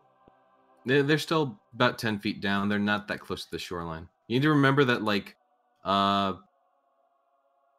this close to the shoreline, but on the other side of the docks, they were about 5 to 10 feet underwater. But on this side of the docks, because they're sort of like, that sort of strange curve of the land. It's actually deeper here. I know, but if it's only like 10 feet of water, then Do you have 2 attack actions, Element? No, sorry. That Okay. was a Thank you. Okay, so a javelin is thrown into the water and sticks into one of them, and they seem confused, and one of them is actually distracted by that and starts to make their way up towards the boat from which the javelin came. However, one of them is dead. Ugh. So I we're hope that- on... I hope there's no critical failures for once in initiatives. yeah, as you've distracted one of them, Craig, it does still go to smack you because you're biting him, and it does actually hit you. alright. Graham will get ready to blast an Eldritch Blast into the water at the things. Craig does not feel good. Luckily, Elman is Johnny on the spot, as it's actually his turn again in the initiative, so he gets another attack. Nice. Oh. If you want, we can actually just go ahead and use your previous attack, as you accidentally attacked twice. Yeah. So let's just go ahead and roll damage for that. Could you show the map up again for me? It's. Why would you close the map? Okay, there you go. Roll Whoop, don't move the tracker. Go ahead and just roll your damage just straight up. Stop moving my tokens. That wasn't me.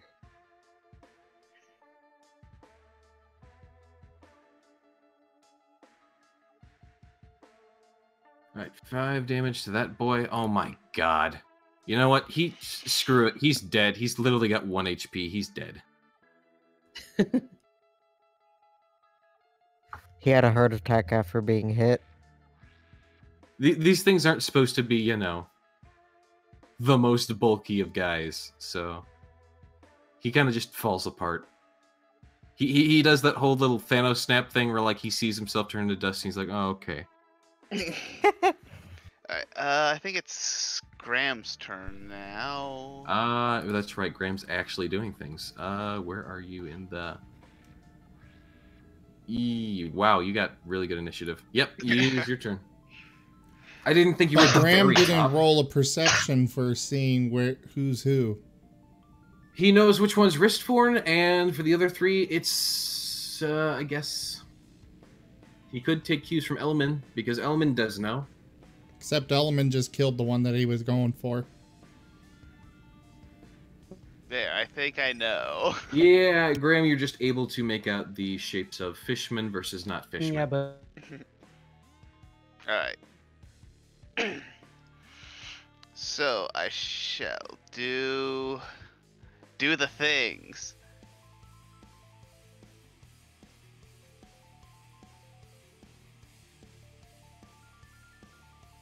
Alright, hit me damage. Alright.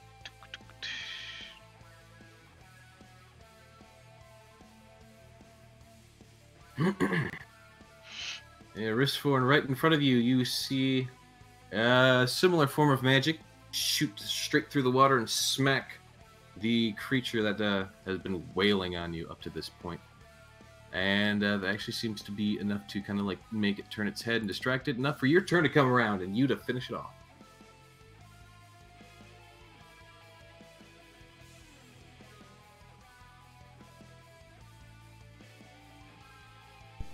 Well, more Dragon's Breath. And I'll be able to say you can cone it just enough to hit the other 2. And that's it. Yep, that's enough to finish the 2 of them off. As before, yourself, Craig, and Wristforn, the 2 of you are basically just now floating, swimming in this green, dusty mist and floating bones. It's kind of disgusting. You probably want to get out of there, especially since you're both bleeding pretty bad. Wristforn will help Crag get back to the shore. All right. As soon as enemy see that it's gonna run them. Or Kai will probably towards barrel through the rest where of the they're- party if they're not moving to get to Crag. It seems like they're all moving. City, you're moving, right? Yeah, I'll move. Whoop.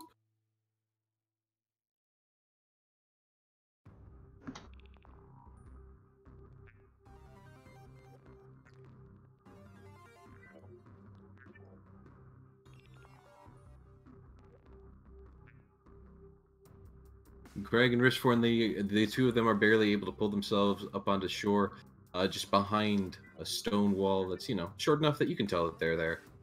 The water's a bit red behind them from their injuries, but they're barely holding it together with the two of them in kinship. enemy see me they're gonna come towards them and cast heal wounds on. Yeah, go ahead and give us those casts.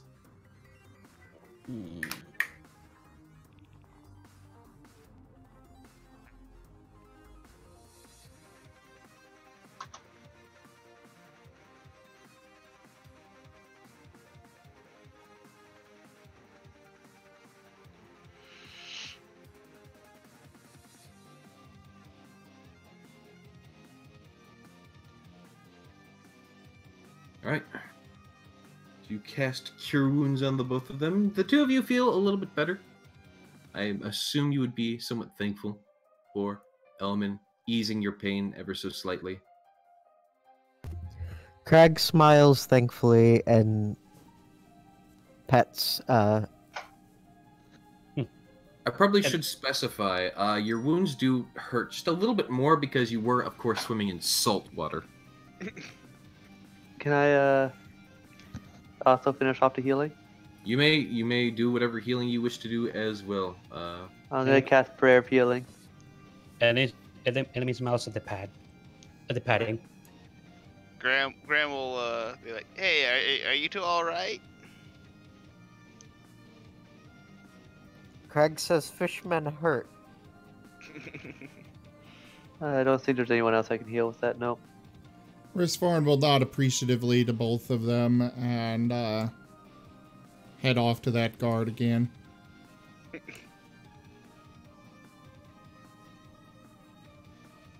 And the guard kind of casually looks to you and says, "Oh, hi. All right, What? they should be done. There Should was be? some kind of mage thing down there that we that was making more. He nods a few times. All right. I don't mean to be an ass, but can you prove it? Well, you can go look at the little. They had a small village down there, and it's cleared out now. Oh, sure. It's not that far out. All right, let me get some friends together and we'll go check it out. He says as he moves off to get some of the other guards. Risforn will follow. Are you gonna go ahead and show them where like the little village thing is? Yeah, Underwater? we did clear it out, right? Yeah, you did. Okay. It's empty now. So And Risforn wanted to go proceed- down as well. He's gonna grab Crag to come with him. Crag While we're follows down there, happily. Risforn does want to look around for any loot. Anything? Right, as you for look around maintenance? for various types of loot, you unfortunately don't really actually find much, as these were like undead creatures. I'll go ahead and you can give me an investigation roll to see if you can't find anything that was maybe once valuable to these people, but now, as these creatures were basically discarded. Maybe you might see something shiny amidst the sand. You do not. Absolutely not. Crag the only also. thing, I the only find thing a- you find down there is tetanus. No, I find a shiny shell that I keep. You think the shell is invaluable, and anyone who tells you otherwise is probably lying. Crag, you actually do find something. You're able to find a golden ring, as well as a amulet that has a nice big old gem in it. The gem Crag- seems to be Wait. of actual, proper value, unlike the other gems you had been carrying before. Craig Wait, puts where? the ring on and then stashes the Amulet. amulet away in his pack. Well, where are they searching for this stuff? In the underwater little camp that they just were fighting in. Oh, okay. So, like, this is just a roll before they came back, or they went back into it. They went back into it. Oh, So the guards do see it, and they thank you for your time. One of the guards tells you to go to the main guardhouse up towards the front gate to collect your reward with the captain there. He will do so, bringing Crag along. He also gives you like a little sort of it's not a seal, but it's basically some sort of like little Certificate token. of achievement. Basically, yeah. So that the guard captain, you don't need to take him out here as well. You did a thing. All right. While Risforn and Crag are doing that, Graham will look to the rest of the party. So they're kind of hurting a little bit. So should we? I don't know how long Twilight's gonna be here. So should we go deal with that if we're gonna deal with that, or are we just gonna forget about it? well, I'm personally still rather wounded from that last fight. So I rather wait for them here. If you guys wanna go look for Twilight, then be my guest.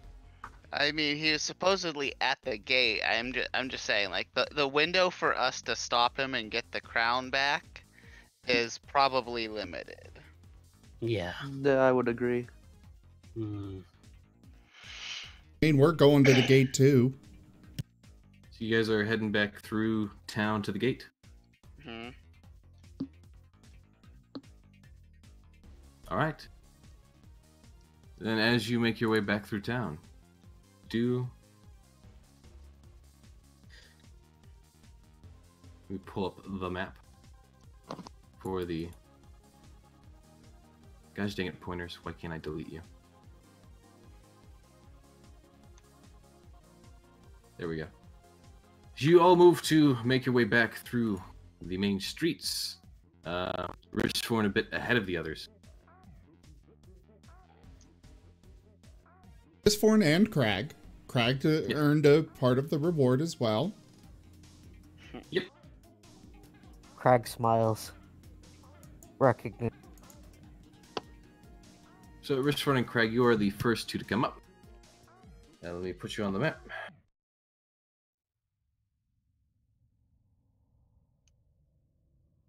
And this is going to be where Rembrandt enters our story.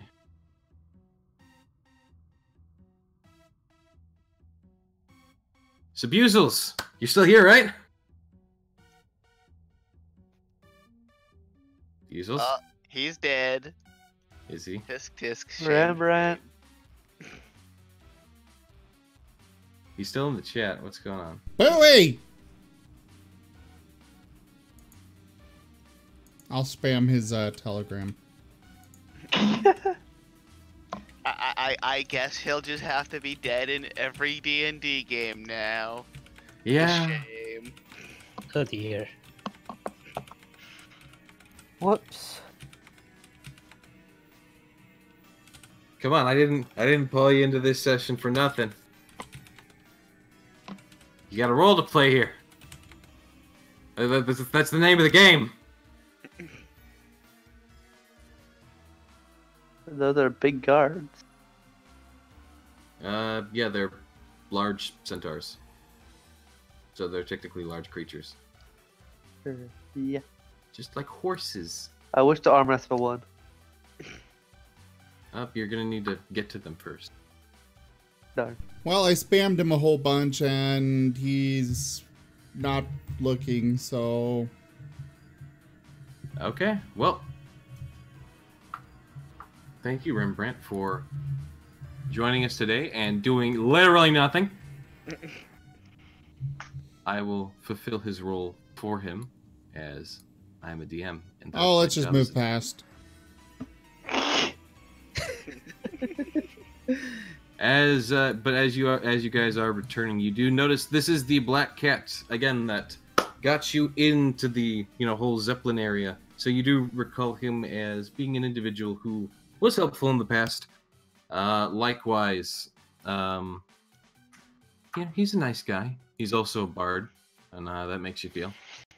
But he runs up to you, seeming somewhat concerned. But he does take note of who you are, and says, "Oh, you're the heroes of Entenland. At least you're two of them." Yes, unfortunately, we don't have any money to pay for your services, so if you'll excuse us. He kind of like shifts into your way before you can get past him. He's like, no, that's not what I'm here. That's not what I need you for. He points over to the tavern where the Kenku and the Tabaxi, who you, as part of the party, had helped escape with the crown, who are now filthy rich and have their bodyguards and whatnot and everything. He leans in and he's like, in that tavern, they've got Moriarty tied up. He says in a rather hushed voice, because of course they are right there.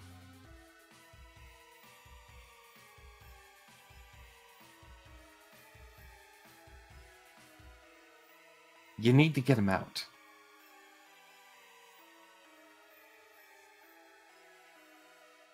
Rachel was probably the worst I person think to he give this asked the information wrong to. person.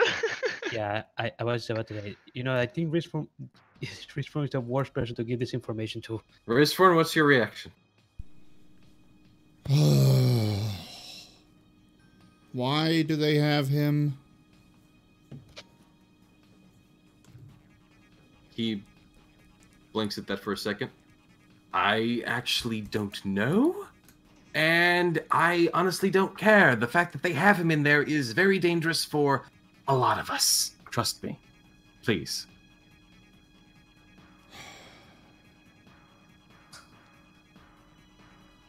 Very well.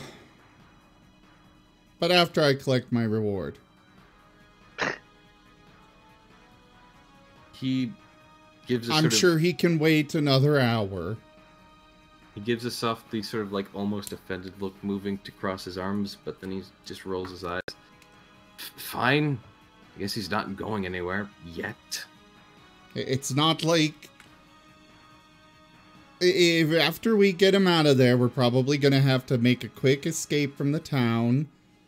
So I'd rather take care of my business here first, and then have to make a run.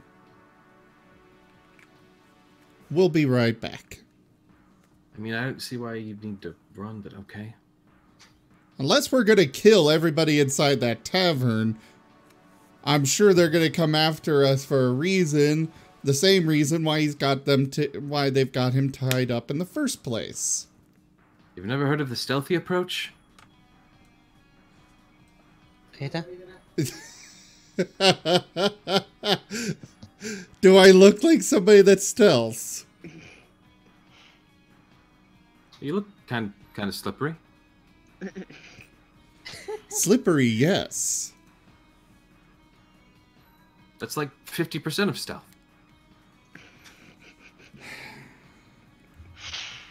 Craig says, I should be good at stealth, but I'm not. He glances to you. Alright, where is he? He's inside somewhere, but I think someone saw me. Well, I know someone saw me seeing him. So they probably moved him.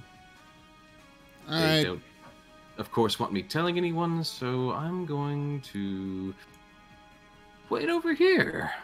He says, kind of like shuffling past you. Come on, Craig. I guess we're going in. Rescue mission. Graham and the rest of the party would have been.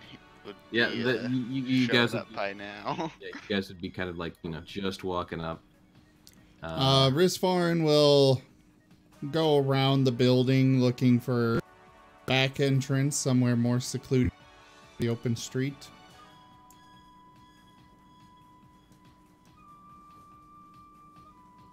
All right. I'm just gonna let the rest of the party also kind of catch up. Rembrandt will go ahead and see the rest of the party, move to them, and kind of cautiously huddle them over to explain to them what's going on as well. Oh, them? I know them. I'm sure they'll let him go.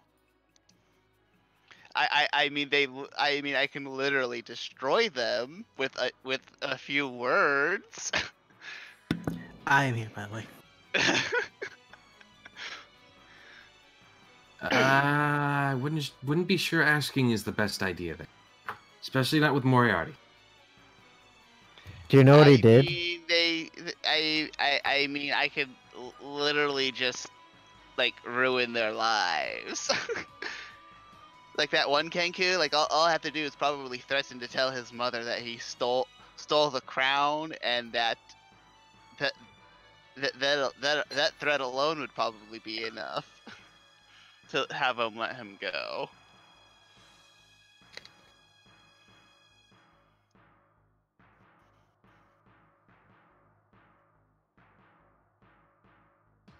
Is there a back entrance? Yes, there is. Great. Risforn's gonna go peek at it. Hold on. I'm here. Sorry. Okay. Hi. Welcome Hi. back. Hi. Right after I finished, participating as your character.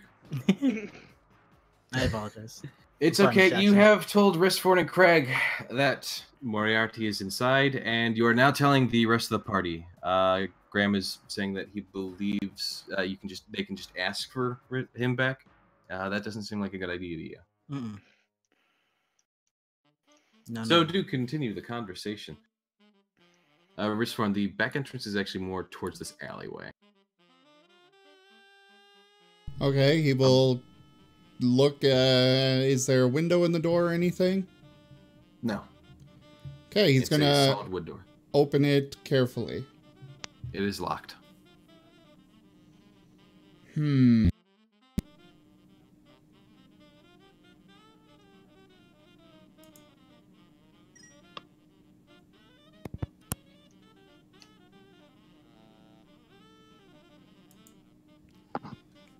Rembrandt and friends? Risforn's gonna wave Craig over. Can you pick this lock? I can try. Craig So- pulls out his thieving. Rembrandt and friends, are you guys going to continue talking? I was waiting for Risforn and Craig to finish talking. So what do you suggest then? Like, do you know of another way in? I think what's best to do is probably just to sneak in there amongst their ranks. That's a I don't think I can look like a centaur or a guard. No, those centaurs are just bodyguards. Yeah, that would be part of their ranks. Graham, from what you remember, just keep your memory in loop. This is a sort of family gathering between the Kenkus and the Tabaxi. Rembrandt, you were previously in there as entertainment for them. yes, Of course. yes. And Rembrandt's offering if perhaps Oh, I think I got an idea. Let's just go ask them if we can stay the night. And the perfect way to get in. There we go. that is a way, and that is at least a way to get our foot in the door. All right, Graham will make his way over here. As you make your way over, you come back to the Kenku that you met before. He's like, "Oh, hello." Hey, we need a place to stay tonight. You wouldn't mind us staying here, would you? Oh no, not at all, not at all. Everything's amongst friends. Go ahead, go inside, make yourselves at home. Thanks. Of course, anything for good friends and business partners. Yes. If there's one thing I find sacred, it's treating allies well. Never betray allies. He nods a few times.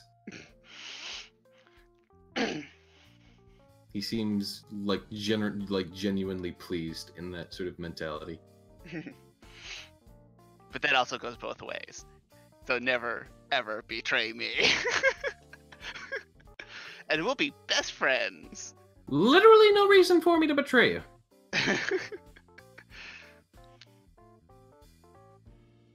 So, the rest of you guys, you have an easy way in. Craig, as you literally take out your thieving tools, the Dragonborn who's kind of like standing over here seems to have freaking eagle eyes because he's just like, hey, the heck are those? Is that a lockpick? Why do you have a lockpick?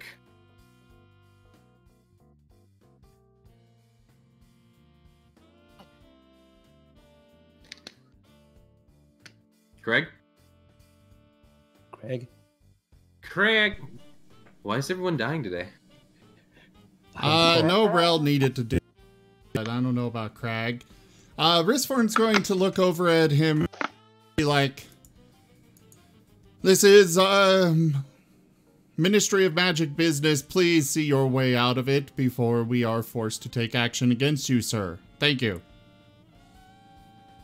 He gives a sort of light frown as he kind of starts to make his way hurriedly off. You see him, like, beelining it for the guard, though. Craig, hurry up.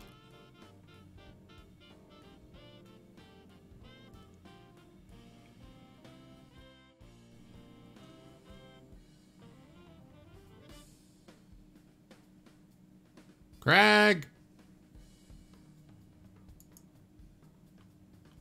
Craig's still here.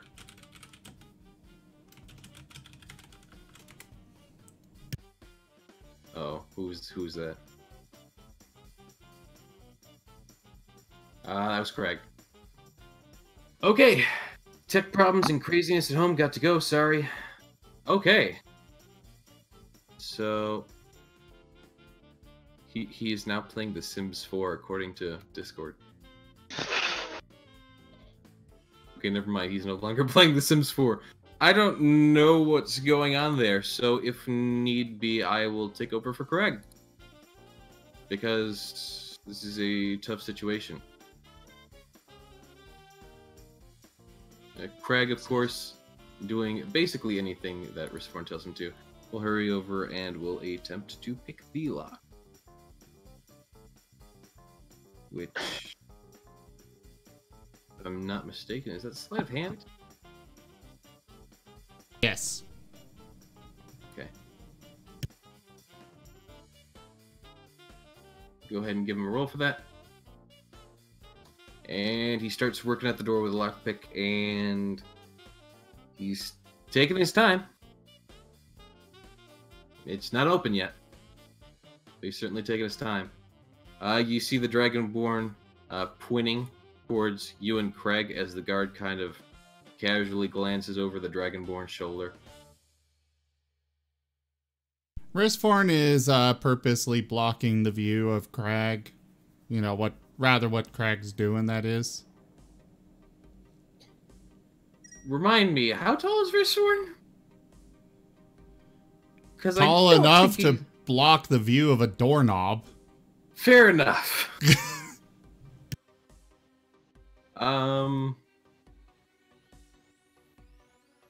No, he can't block all of Craig, but he can at least block the view of the door and what Craig's doing. The guard gives a sort of, look, and he starts marching his way over. But Craig is going to get another chance to open the door. Risforn is going to move over to the guard. This is official business. There is somebody being held captive in there, and we are attempting to rescue him. If you make noise and disturb our cover, then there will be problems, such as the hostage being killed. Yeah, people in there were being held, and you didn't contact the guard. This is official business of the Ministry of Magic. Right, I have come from I have come from Fortitude. I am here on the behest of the king to capture a certain individual, as well as to rescue them. Can I see some identification then? We don't have time. Well, then I'm sorry. I will be more sir. than happy to do so after. You are more than welcome to stand here and watch as we come out. But right now, I need you to be quiet and allow me to do the work that I need to do. How about I just follow you in? Backup would be okay, but you'll need to be quiet. Right.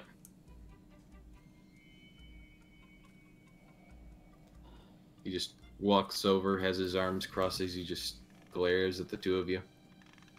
Craig? Did he get in? Craig has unlocked the door and is slowly moving inside. And with that, we can finally map transition for everyone. Off of the streets of Farah. I'm going to have to actually set up a Ministry of Magic in Fortitude when we get back there. Definitely something I got to do. Very much so. And as you guys make your way inside, I'm going to go ahead and put down your tokens. Remove Tato. Just imagine all the money you can make with the fees and whatnot.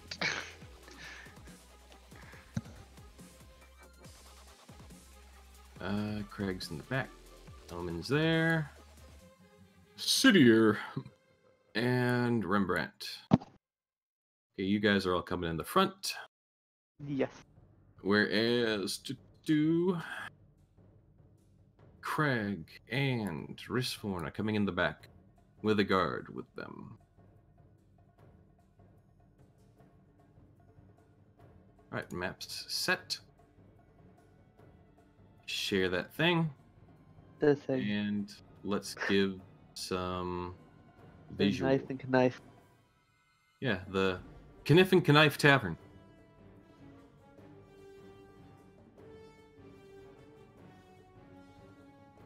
So there's, you can see all the way through there, and you can see the rest of the room that you're in.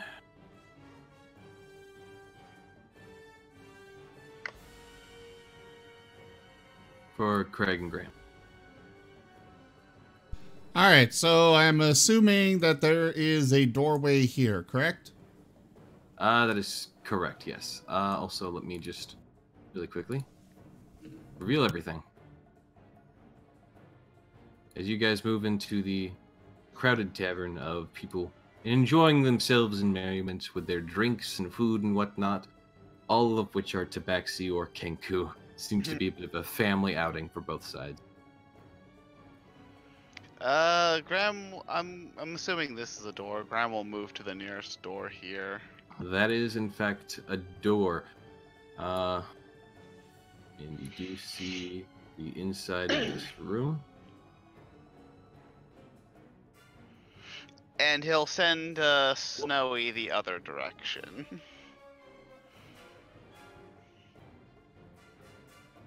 And as you kind of like start to move back there, the tavern keeper glances to you and he like shuts out, "Hey! If you want a room, you gotta buy one first." Well, my friend in the said it was perfectly fine. The person who's like paying for all of this and throwing this party. You can feel free to ask him if you would like. Risform. Go ahead. He gives a sort of soft squint at you, but then gives a sort of hum as he starts to like make his way outside. Presses through the rest of the party. He seems to be a rather big boy. As compared to most of the rest. Anyway, Risform, yes. He's going to make a, he's going to put a finger over his, in front of his muzzle as he, quietly makes his way and, peeks around the barrel into this open door. Alright, and, very smart of you, as the door is actually, just as you're getting around the corner, you notice the door is mainly blocked by a Kenko, who seems to be kind of standing there with his arms crossed. You can't see very far past him, but seems to be kind of standing watch. He's kind of big for a Kenku, kind of buff. Which is not something you really see in bird people. He's going to move back to the guard. He's like, well, you are here to help us. There is a guard standing down there. If you would be so kind as to take care of it. Preferably without bloodshed, as, you know, they should stand trial for any wrongdoings. The guard just kind of blinks, nods, and I need to get a token for him real quick.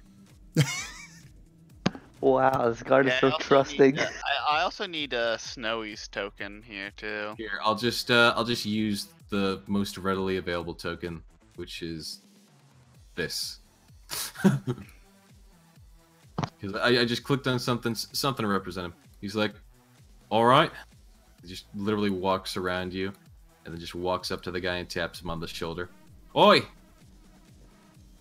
And then the Kenku kind of like glances around and he's like, gives the guard a soft sneer. What are you doing here? Right, these two over here, he literally points to you, Risforn and Craig, have been telling me that you'd be holding someone hostage here. Risforn will sigh and walk up. The Kenku just gives a really confused look. And then glances back to Risforn. And then kind of like glances through the door to see that you open the door. Hold on a second! You're thieves! And the guard's just like, no, no, no. They just picked the lock because someone here is being held hostage. And the Kenku, like, slowly begins to, like, draw out a scimitar, actually. I would not do that if I were you, or otherwise, if you use force against us, we will use force against you, and you will die. You're trespassing and accusing us of keeping hostages, and we're doing none of that. Then, by all means, let us have a look around. All right, fine, he said. He steps aside and gestures you on through. The guard gives a single nod. Thank you, sir. This is totally not how you plan this to go, is it, Gold King? I mean, I just don't really plan things anymore. I just have a set at this point. Well, as you actually make your way into the hallway, you can actually see more of the hall. Likewise, Graham, you can actually see the rest of the hall you're in. Is there any doors or anything to the right or whatever of me? There is a door directly there, yes. Alright, Graham will go in there, and also, again, I still need Snowy's token, because Snowy's on the opposite side of this right void in the map. Okay. PCs. Snowy. That didn't work. Snowy. From the combat tracker. Yeah, I always try to like get it from everywhere but the combat tracker because the combat tracker is the least efficient way to do it. Alright. Snowy gets in there. Snowy can take note of... Yeah. Damn it! Well, that's changing. Is that a door by the tabaxi?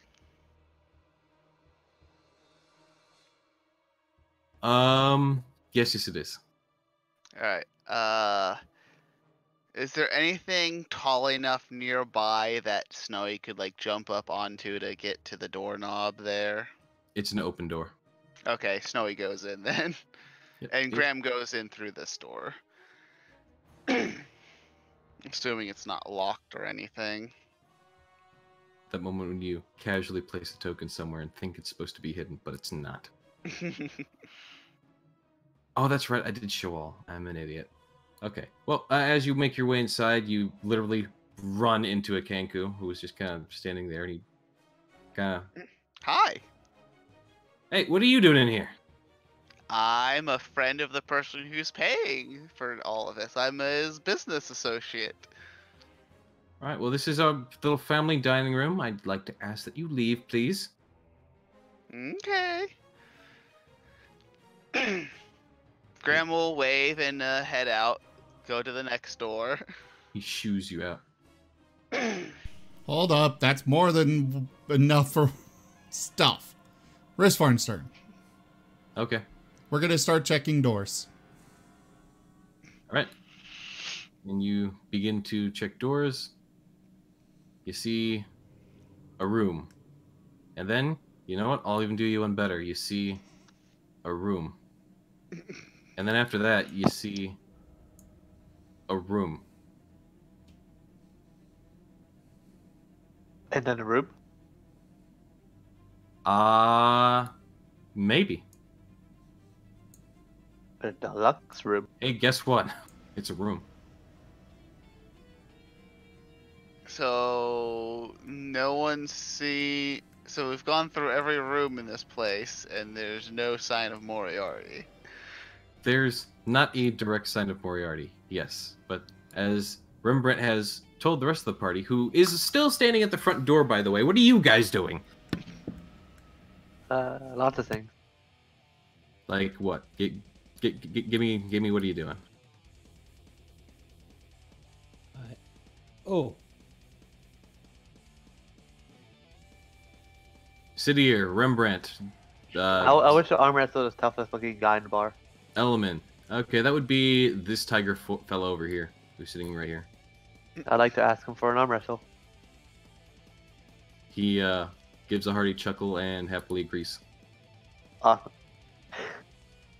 Give me a strength check. Rembrandt will go over, yeah, and he will start.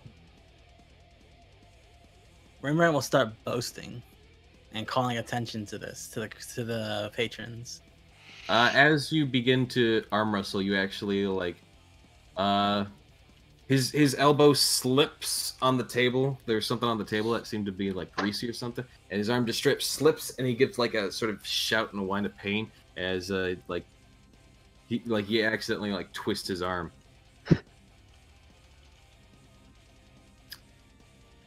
That was a pretty quick one. He's just like, God, okay, that didn't count. Other hand. Alright, let's reroll. Yeah. Wow. This time it actually, is more of a competition, but you easily beat him out. Rembrandt's gonna start boasting and start telling the crowd like, I don't think there's any man here who can beat my friend here, and start calling attention to this. And they all start to, of course, actually take attention to it. Any takers, and he'll start like shifting out of the way for anybody who wants to step up, trying to cause a commotion. One of the Kenkus makes their way over, rather curious and interested. He'll Would you say, like to challenge? He'll say, he gives a nod. He'll say, anybody even want to start placing bets and all that, and then he'll whisper to Elman, Damn it. go check out into the back of the rooms while I distract everybody. all right. Let me. No, Sidier, although you seem to be slightly straining yourself at this point, since apparently you're straining yourself with the first guy, you still beat him.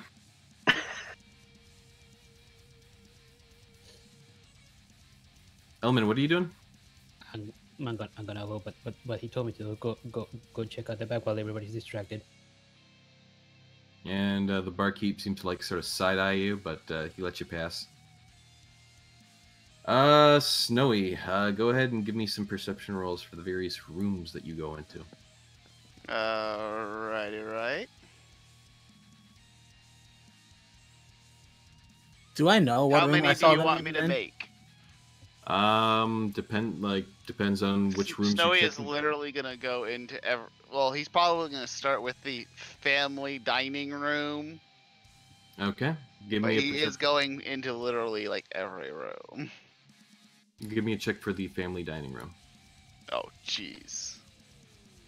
Of course. There's it's you like, how can you see anything when you can't barely see? Snowy Graham is also gonna look through the door and kind of try to see if he can see anything himself.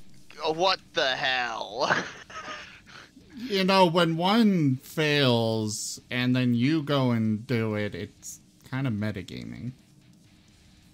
I mean, they're both kind of searching simultaneously, so. Anyways, Risforn finds nothing but empty rooms, correct? Yeah. Unless you're searching them more in depth. Or the lot, but the guard seems kind of like, well, there's no one here. So he's gonna do a more in-depth search, as well as keeping himself open to magical trees. Does Rembrandt know where he saw him already? He saw him in the back room with the barrels. Can I silently cast a spell myself?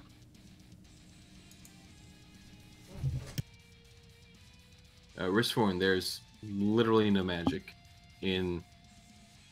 I'll just go ahead and say, like, any of the bedrooms. There's no magic in any of them. You don't even get a hint, a whiff. Like, nothing seems even remotely special in any of them. Speaking of which, arcane sight, do I see any magic chicanery going on as I walk through this place? I mean, you probably see City are about to cast a spell. There's like legitimately nothing magical about this. Is like a boring old tavern. Like, aside from your friends who might have magical stuff on them, like, this place is just, it's a tavern. It's an old, dirty, well, not dirty, but, like, you know, it's a tavern. Graham will come over here and be like, and see Risforn also searching. He'll be like, so the only place I haven't really like searched would be the family dining room. They kind of shooed me out of there. You also really didn't search most of the other rooms. I mean, I asked you how many perception rolls I needed to make, because I asked you where you were searching, and you literally just said the family dining room. No, I said also that's where he started, but Snowy and Graham are literally searching every single room. Oh, then you're gonna need to give me about one for every room. 1, 2, 3, 4, 5, 6, 7. Just count that whole back area as 1, 8. So I need to make 8 perception rolls with Snowy and Graham. Go ahead. Let's start shooting them out. 1, 2, 3, 4, 5, 6, 7, 8. Those are some pretty nice rolls, I must say. Let's see, that's 1. 1, 2, 3, 4, 5, 6, 7, 8. Okay, and these would basically be going in like opposite directions, because Graham would be starting in the family room, and work going clockwise, and Snowy would be going counterclockwise. Okay. So, right as Snowy goes around, Snowy doesn't get anything of major importance. Snowy would probably be able to actually find a journal sitting around, which is in that sort of top left room, which I believe is where he got the 18. Yes. And Graham, as you're making your way counterclockwise, Back up. Hold the line. This hamlet shall not fall. While you are in the barrel room, you're... Jeez. What? Okay. Siege! Oh no, we're getting raided with a party of 13. Yay! Welcome to the investigation in search of me, the Foxbard, Moriarty McCann. A pleasure to meet you. So really quick, Graham, as you're actually in the barrel room, you do find a sort of lock of the orange hair that is almost unmistakably Moriarty's because of the sort of length and thickness of it. That just says that he was here. Yes. So you know he's here. That gives you some more solidification. Otherwise, the only thing Snowy really found of note was a journal, and you in the room next door found a bed full of some of the black feathers and orange fur. I'll let you figure that out as you will. Oh jeez, Moriarty. Graham finds nothing suspicious about that for some reason. Possibly because he's a rabbit and is just just numb to that kind of stuff. Anywho, Graham will bring the hair over and show it to Risforn. I'm pretty sure this is one of his hairs. Also, I may have figured out why he was tied up. At whatever point. the Kenku looks down at you. Who are you? I am a acquaintance of Moriarty, and I was looking for him because I thought I heard him in here. I thought I heard someone say that he was in here, so I was looking for him. But you guys think we're holding Moriarty hostage?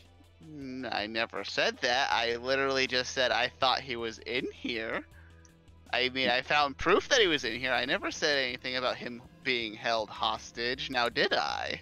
He looks over to Risforn and Craig at this point. We were told that you are. He crossed his arms, giving out a sort of huff through his beak. How would we do that? He's a nice guy. And a wonderful performer. If anything, we'd be having him sing us songs or something. Graham will point at the bed covered in feathers and orange hair.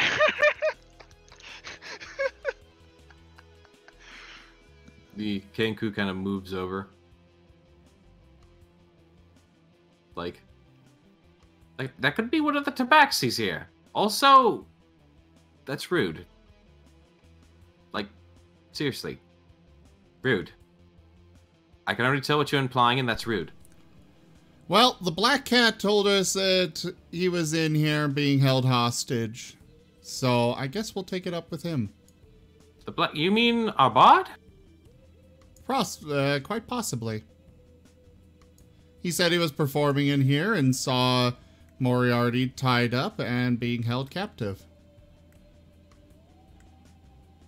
He continues to give a confused look. What? Okay. Graham goes to find Rembrandt. He looks slightly annoyed. Come on, you guard. How's the arm wrestling going? Looks like you'll be arresting somebody after all. Give me another strength check real quick. Can I cast a quick spell myself before? Sure. I'm gonna cast Enhance Ability. Okay. And give myself an advantage on all strength rolls. Okay, go ahead and give me strength with advantage then. Yeah, no, you're crushing it. Like no one's. You're starting to get a crowd about you, and no one's actually like properly getting you. By the way, that is for Risforn to believe the Kenku. As far as what? Whether he genuinely believes that they're not holding him captive. All right.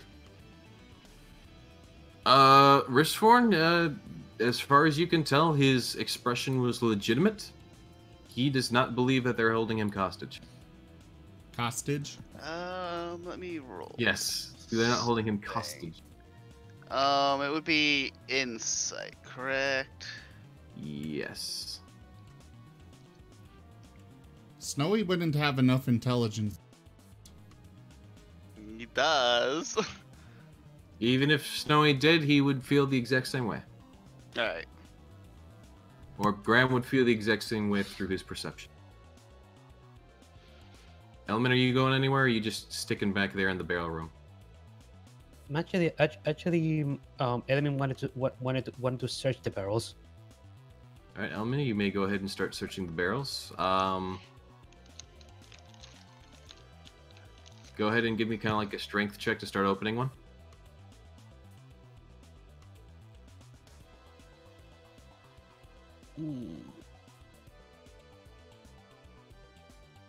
Yeesh. It is rather tightly sealed. And pretty heavy. Moving it around is difficult. Element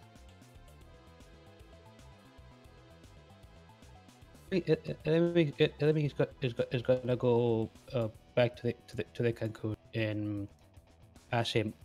It just ask him what is inside those barrels.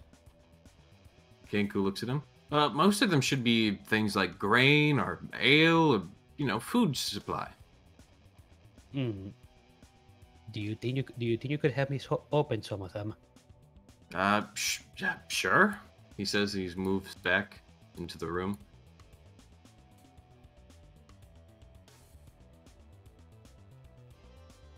And he would get some tools to start properly prying open the lids and whatnot.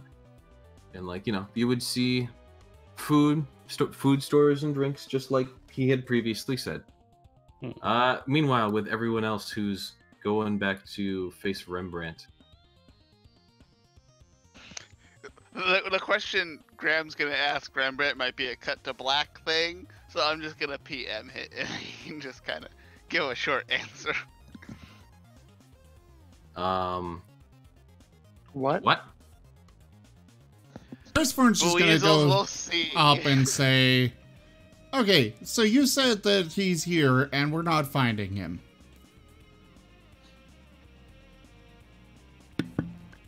Rembrandt's just gonna look at Rishforn and say, did you announce that to everybody just now? Two of the Tabaxis actually start to side-eye you guys. Well, at this point, it seems to me that they're innocent.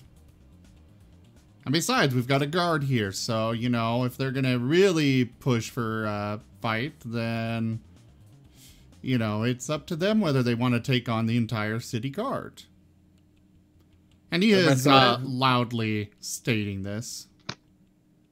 Rembrandt's gonna rub the bridge of his nose, and he'll say, quiet, for Christ's sake. Yes, he's here. Are you sure? They're not just gonna tell you where he is. I mean, I searched every room and I didn't see anything. Like a basement or a attic where they could have moved him to. I'll tell them which room I saw them in. Whichever room that was.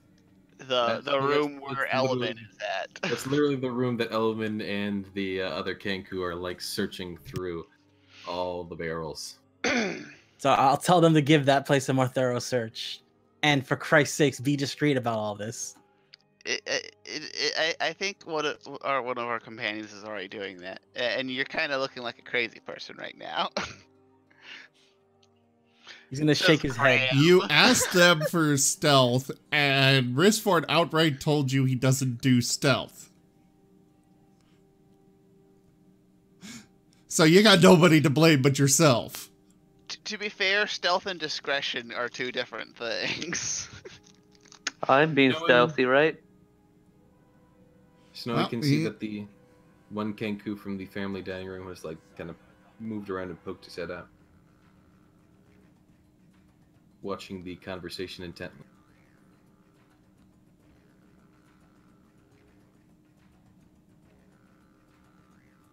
Proceed.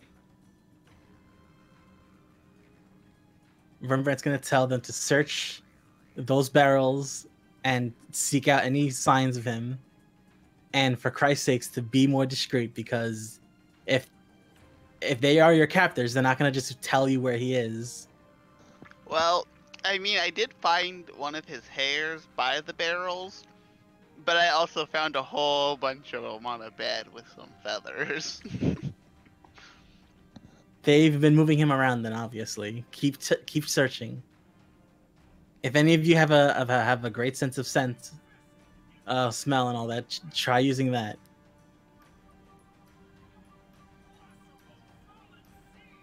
Rizforn doesn't. I don't know if Craig does. Graham gives Rembrandt a he like a "Are you sure you're not crazy?" look. The Kenku Sid kind here's of a bit rolls his busy. eyes. They then proceed to this Kenku proceeds to, like, go back inside and close the door behind them. Snowy will follow, following closely behind, mostly because that was the only Kenku that was like, like leave.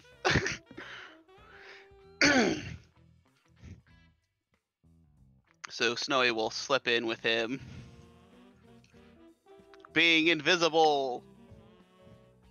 Kenku kind of like, sits there, seems to be walking over some papers, tapping his foot on the boards underneath the table, just casually sitting there. Doing whatever work he's doing. Hang on. I would like to do perception to see if it sounds like there's like a basement or like crawl space under there. Okay. Why? Every roll that matters. Yeah, you don't know. The fact There might is, be, at there might this not be. point, we're not detecting anything, and we've got no reason to believe that he's actually being held hostage at this point. You found evidence. We found hair. We found evidence that he was here, not that he was being held against his will. He's here. They're lying to you. We've also looked everywhere. Oh, hey, are we over time right now? I forget. No. Okay. I Then we're mean, fine. Sorry. Either point out like where they could possibly have him, or we have to assume you're just a crazy person. Listen, so again- the city god is here with you. There's no place they can't let us search. The guard just casually says. Then Rembrandt will just like excuse himself and like duck out of like the stuff that he's boasting on and playing up, and telling everybody to just keep trying to beat our friend here. And he'll tell the guard to follow and just say like, "Did you check this room?" And he'll point to this one. Graham will get a drink and some food. And the guard just kind of like walks He's over. completely lost interest in what Rembrandt's saying. I'm completely surrounded by people now. Rizforn will follow. He'll ask, "Have you guys checked this room?"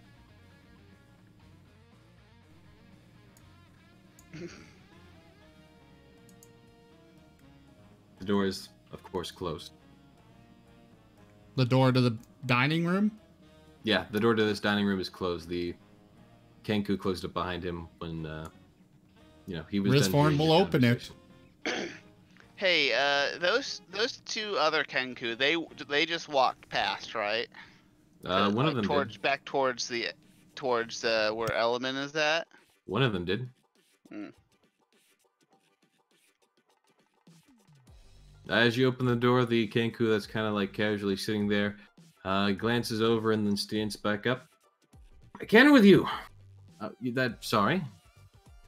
Can I help you? This is the family dining room. Yes, and we need to search. So kindly Excuse step me? out. Well, I'm sorry. You here to Risforn search will this room? wave to the guard there. God, just kind of moves forward. Yes, sir. We're here to search the room. It's just a table with chairs. What is there to see? Move out of the room. He crosses his arms softly. He goes, "No. Why should I move out of my own dining room?" Risforn will just give a pointed look at the guard. I mean, he doesn't need to leave the room so long as he lets us search it. Fair enough. Let's just search away. Risforn's going to do a thorough search of the room. Pulling on things, moving things around. Rembrandt would also search. All right. Did you do a perception roll? Yes, you did. At this point, it'd probably be more of an investigation, honestly. Yeah. Which, unfortunately, I have slightly less of a bonus to, but, you know. So as you're moving and pushing stuff around, you do notice that the floor does kind of shift softly. As you can actually kind of see in the image, the floor is kind of askew. Do me and Risforn see that, or? Yeah, both Risforn and Rembrandt, you're able to see that. So I'm gonna close the door behind us. Door softly closes. And Crag would be following Risforn, I guess. I mean, yeah, I'll go ahead and take your word on that one, since Craig can't be here and he, you know, is Risforn's buddy. I'll tell them to go on ahead and take a look at that floorboard there. Risforn will take a very close look at it. I'll tell the guard to keep an eye on the Kenku. I know what? Actually, Rembrandt's gonna look at the Kenku himself. Can I make an insight check as they approach the floorboards? Yes, you can. Yeah. You may also make a perception check. Okay. Oh boy. You missed something about the Kenku, but he does clearly seem worried. I'll tell him a lot of family stuff going on in this one room, huh? With only one person in here guarding it, none? He just gives you a sort of, you know, quiet glare. Risforn, you're, of course, moving the floorboards out of the way. Yep. Yeah, Congratulations, you have found Moriarty, who's kind of laying there with his hands bound together, his legs bound together, and his mouth gagged. He gives you a soft little wave with one of his hands. Well, as you can see, we have found the captive. Who, as I recall, is wanted by the king, so we will...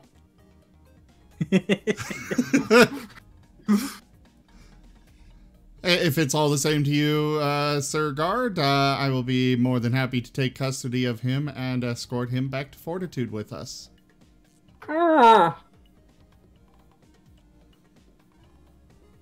And the guard just kind of rubs his chin softly and then gives a nod. Yeah, that sounds about right. And I will leave all of these kidnappers to your capable care here in this city. Right. So, well, I'm going to need to get the rest of them then. The Kenku just kind of like quickly pulls out a dagger and tries to stab at the guard.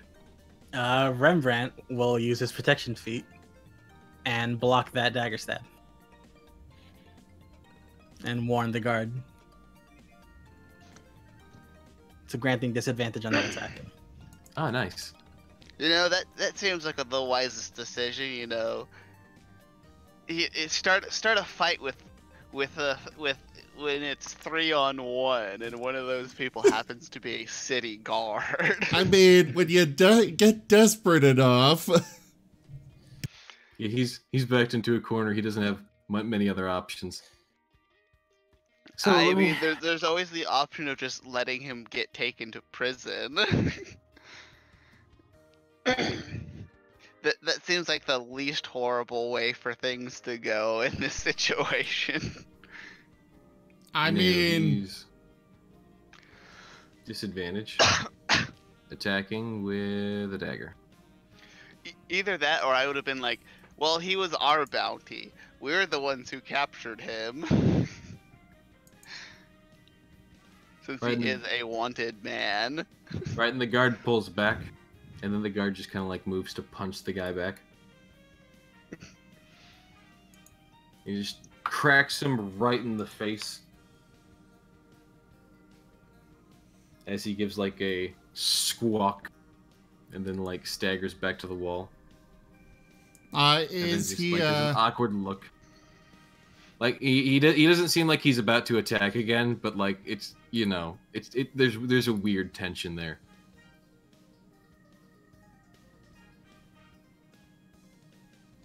Rembrandt's gonna take out his harp and start playing a nice soothing melody. Alright, And- guard, you and Craig there, why don't you two go grab the rest of the guard? Rembrandt and I will go ahead and watch over this captive here. Quietly, wanna preferably, so they don't, so others that are at fault don't run off. I want to cast sleep, but I don't see the dice thing on the effect of the spell. He starts making his way around. Can we just I'm not speed sure this sleep up? is- Yeah. So, as things progress, though there is something else. Rembrandt, Yes. you have taken note that Rishforn says he's going to bring Moriarty to the king. Do I have knowledge that is something that Moriarty does not want? Yes, absolutely. I believe it should have been told to you that your objective here is for things like that to not happen. Okay.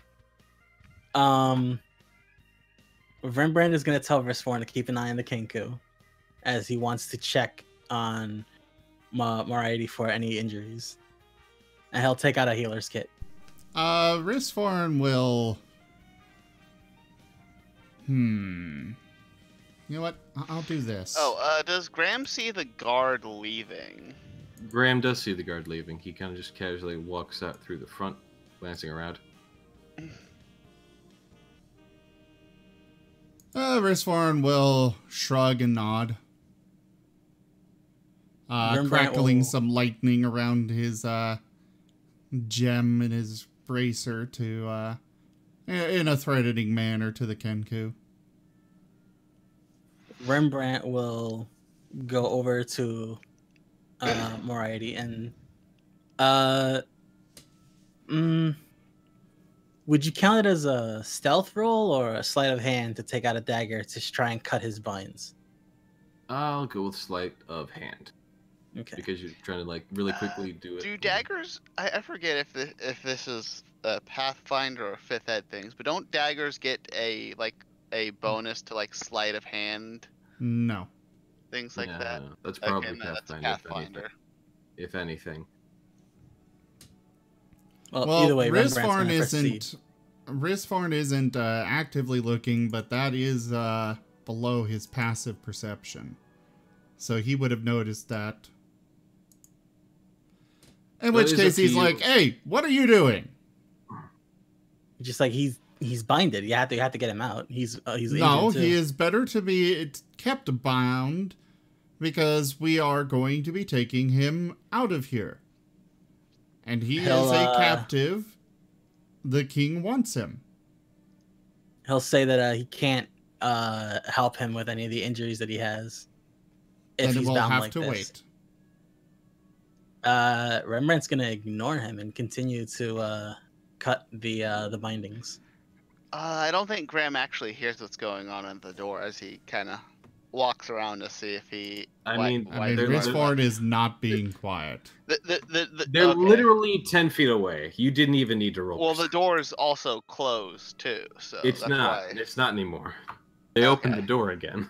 All right. Ristforn Hey, will try to going on push here? Rembrandt away.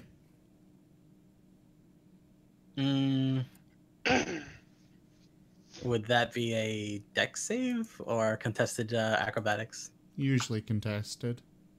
Yeah. Yeah.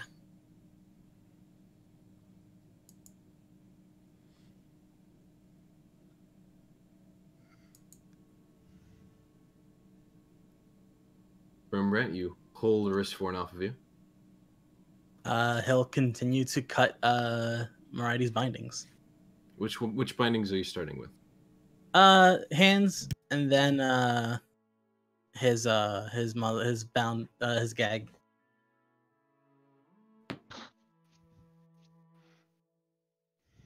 All right. So you're able to get his hands free in that turn. He'll show Ristforn the like somewhat rope burns that are on his wrists, and he'll say, "You see, these need to be treated." They are not life-threatening. What's going on here? Well, you saw the bounty poster. Moriarty here is wanted by the king. Well, That's as much as Moriarty weirds me out. I don't think we should be turning him into the king. And why not? That seems kind of wrong. Rembrandt's gonna try and use this time to cut the gag in his mouth. all right. As you do so, he just gives a little thank you.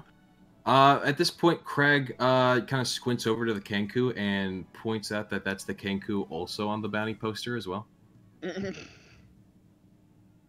Craig's not. Pardon? Craig's not there. Yes, he is. No, we sent him to Pardon? We sent him to escort the guard. Oh, I don't recall you saying that, but sure. No, I think I remember that.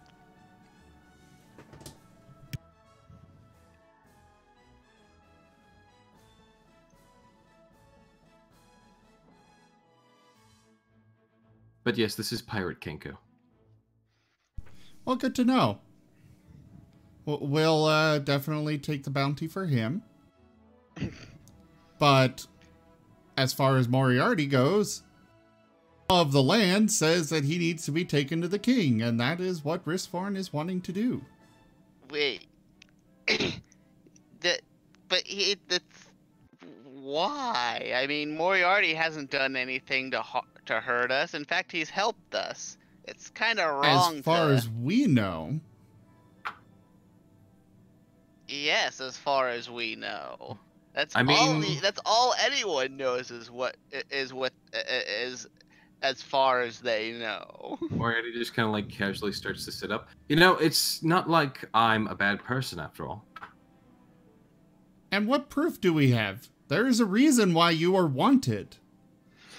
Yes, it's because of my songs. Somebody's really put out a bounty that large because you sing. Yes. Rembrandt will nod too, and he just like, "Have you heard him singing?" Yes, he sings. What of it? Well, that king was kind of like real uppity about lots of things. I think that kind of explains the bounty in himself. He kind of had a lot of pride and like how to say, stuck up. Yes, that's a good word. He was very. Then stuck we will up. discuss this with him on the way back to Fortitude. Well, unfortunately, I have other places to be, specifically not in the capture of pirates or the king, because either one of those could be absolutely horrible. How about we just take the pirate Kenku, get the bounty for him, we can let Moriarty go, You know, until he proves he can't be trusted or that he's evil otherwise. Rembrandt will point his rapier at the Kenku pirate and tell him not to move again. Back in the corner. Is kind of like shifting towards the door. Kind of gives a.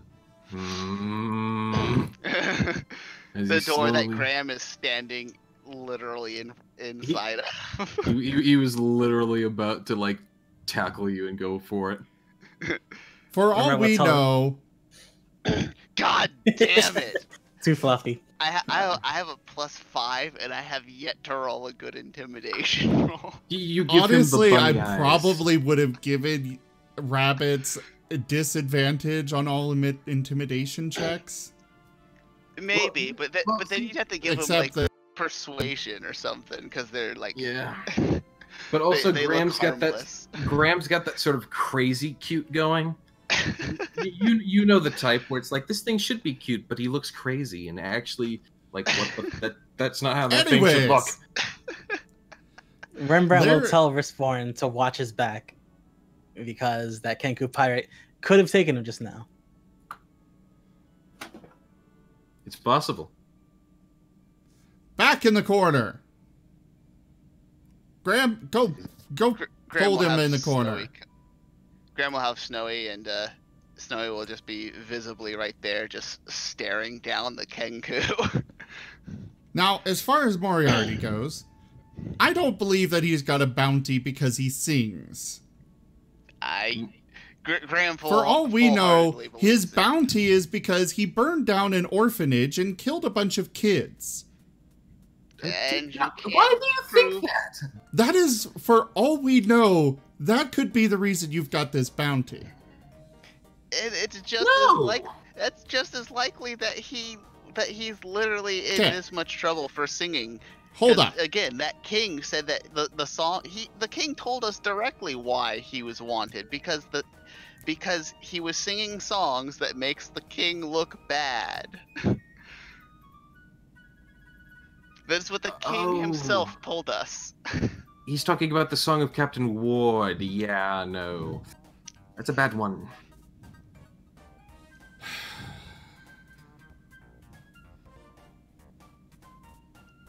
He kind of casually starts moving to untie his own legs. Rembrandt will help him. Rembrandt will tell Riskborn, are you suddenly very great friends with the king? Do you want to protect his name that much? No, I just don't want to get in him getting mad at me and disrupting my own plans for the future. Bringing him a pirate capture, the pirate guy. And there is this fact that we are not sure why he's got such a massive... Can you guys still hear me? We do! The king himself told us exactly why. Well, Riskborn wasn't there. Well, Graham is telling Riskborn now. The king told us exactly why. He said it's literally because the songs that Moriarty was singing was making him look bad. Riskborn will frown and just shake his head. Just be gone before the guard comes back. He gives a thankful nod to He gives a thankful nod to Riskborn as he kind of like hops out of like the under area and kind of like kicks the planks back into place. Right. Well, thank you. I'll be sure to catch up with you guys again. Don't worry, I'll make up for all this trouble. You hurry up and get out of here before they get back. Okay, let's move. Rembrandt. Shut up for once. If you want something that might be worth just as much as Moriarty's bounty, we could always take out Twilight, who has the king's crown. I'm sure the favors or money will be of great benefit to us. Oh, I'm sure. Just like all that other money you kept. You mean the 1,000 gold, the exact amount of Delphine's debt, which I gave to our paladin? While Riskborn said that he is turning to the Kenku, again, lightning crackling around his gem. Now, I am going to disarm you and basically strip you down to your small clothes. You can resist and you can die, or you can just go along and possibly live. Your choice. I think that's an intimidation roll. That is, if you want it to be. I got a +7, why not?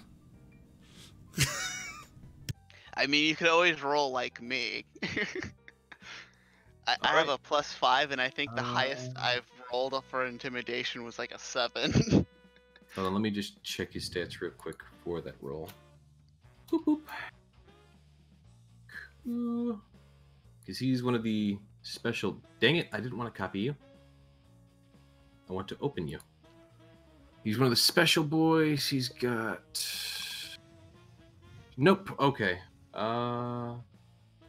Looks like he starts to like hold like a form of resistance, like he's going to say or do something, but then like last second decides against it.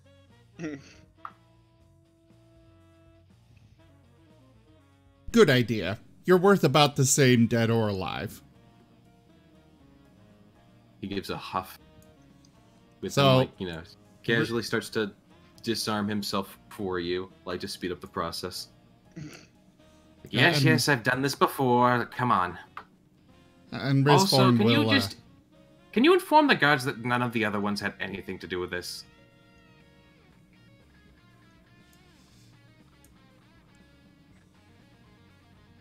Respawn probably believes that, so he'll say yeah. I suppose, unless they have bounties on their heads as well. He gives a single nod. Right, then I won't do anything. Good idea. Does Respawn actually have rope? Graham does. He'll share the rope. Yeah, so, Respawn doesn't. what kind of?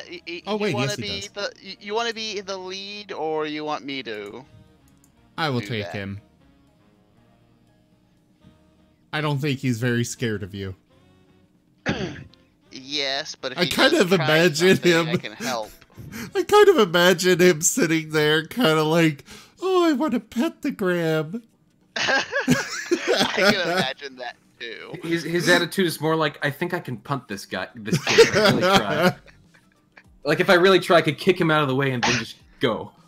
Although Graham would probably very easily be able to murder him. Right. Well, Elliman, you would have taken note, by the way, of Moriarty and Rembrandt just straight up dashing past you guys. The Kenku would have kind of like stepped aside, seeming somewhat shocked to see Moriarty. Would be like, "Hey, Moriarty, what?" Yes, Element simply smiles and interrupts his change. And I guess they found him. Oh, sorry. Element is simply going to smile and rub his chin as he waits at them. I guess they found them. Okay. It's too bad he didn't stay. We got plenty of drinks here. Indeed. I would have loved to hear one of his songs, but I guess he's in a hurry. It seems that way. Do you think there's something going on? Maybe not. All right. Well, are you done with the barrels back here? Yeah. Yes. Thank you for your assistance. He gives a nod to Elman and then kind of like goes to lock those doors. Yes. Here, have this. Element is going to give the guy one goal for the help. Oh, thank you. That's very kind. Incredibly kind, actually. Yes. Meanwhile, Risforn will finish. He'll triple check the bindings and do a thorough pat down on the Kenku. Before Graham is going to place Snowy on the Kenku's head, and he will be following behind. He'll be following behind, helping Risforn escort the Kenku. Alright, on the Kenku, by the way, you would find some things. Let me get his loot table. No, that's the map. Come on, I just had him open. Where do you go?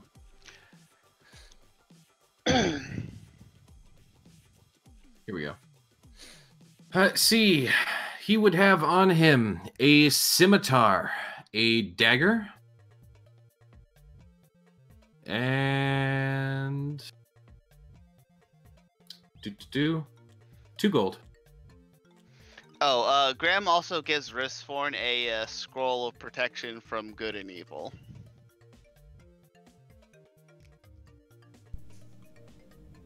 All right, go ahead and swap that through inventories. You put it in the party inventory. Yeah, I'm working on that now. Ristforn will look at Graham and sigh, handing him one of the gold pieces. Oh, I thank you. share. After everything is, after the Kenku's all tied up, he will then sigh and stand up, turning to Graham. How much gold did you get from them? 1,000 gold. I did That try is to it. get a little bit more, but they didn't go for it. That is it. Yes. And you couldn't have just told me this before. I mean, I would have, but you kind of, we were having a conversation and you kind of approached me. I kind of assumed, given your past actions, that you were going to either pickpocket me or mug me. I've never done either. I mean, you say that, but I just kind of remember with with Zale trying to escape from you. You thought you were trying to protect him. You thought you were in the right, but he was hating it.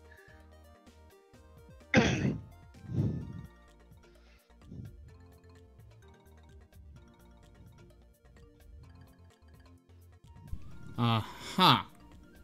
And that would make you think I would mug you?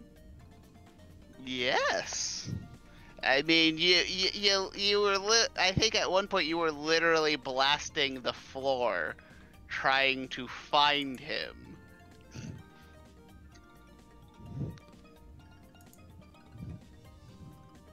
That sounds right. And again, to help him. As you yourself pointed out. You thought you were, but I was pretty sure you were either gonna pickpocket me and take money that we needed to help Delphine, or mug me because I wouldn't give you the money. You do have a tendency to like drag people around and really kind of not take no for an answer. Graham and Ristforn, since you two are kind of like in that back room, can you both give me perception? Graham, you get advantage because it is hearing. All right.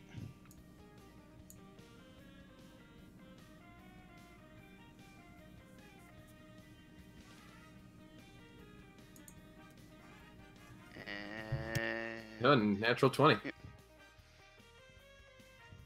All right. Well, Graham, you can like actually hear before the door even gets kicked open, which would happen just a few seconds later. But it sounds like a whole bunch of guards were coming up to the front door. So you do actually have some time to properly react to that as you realize a bunch of guards are about to storm this place. Graham will hurry out because they did make a promise and he does keep promises. So right, just as you're getting out there, the door kicks open and Craig kind of shuffles in with the rest of with like a few guards and it's like, all right, everyone. Graham will wave. Wait. Ristforn will drag the captain out with them. It was just one. It wasn't everyone here. No one else knew. And then like the guards like, what's going on? What? They start muttering against each other, and then like everyone here is like starting to like look straight towards the door, Sidir, like the person you're arm wrestling, like. You know, they just like look away and then like smack, you get their arm down and they get like a slight little pain Like, damn. So it's all taken care of. Me and my friends are taking the one responsible for the crime away. No need to worry. No need to bother the people here. Greg points to Graham and says, "Yes, trust Bunny." Did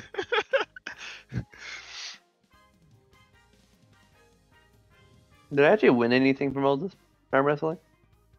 The only person who was taking and making bets was Rembrandt. Oh, so he probably made some cash before he dashed. Rembrandt. Now Sidier is going to have to smack you. Yes. Oh no, the smackening is coming. And keep in mind, this is the person who is winning a bunch of arm wrestling contests, so the smack might hurt. And I got a 19 in strength, so yeah, it'd probably hurt.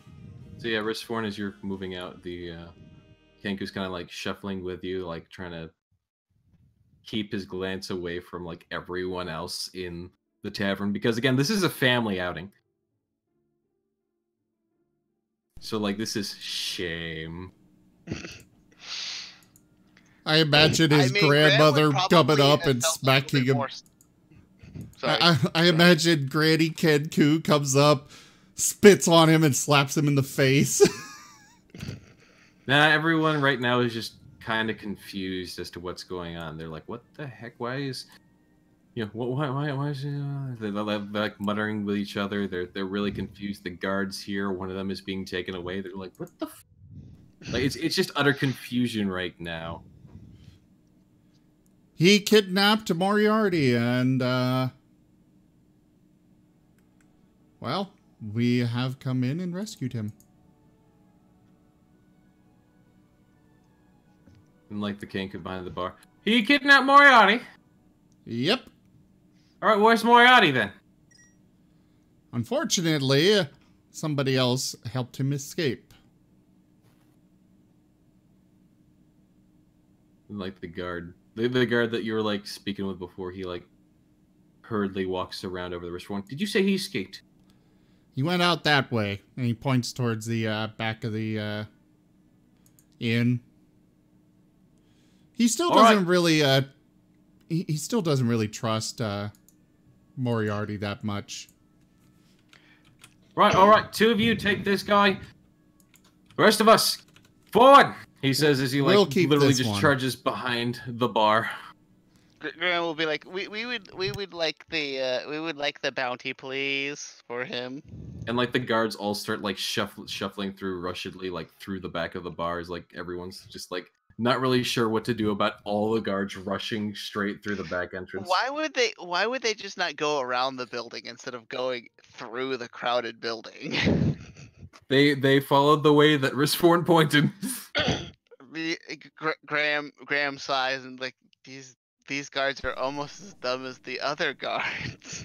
Yeah, we've kind of established that the guards in this world are not very smart. I mean, out of characterly, I did convince them that I'm with the Ministry of Magic, and even convinced him to come along like a bodyguard. He was not convinced that you were in the Ministry of Magic, but you said that someone was kidnapped, and he was like, "Okay, if you guys are thieves, I'm literally right here.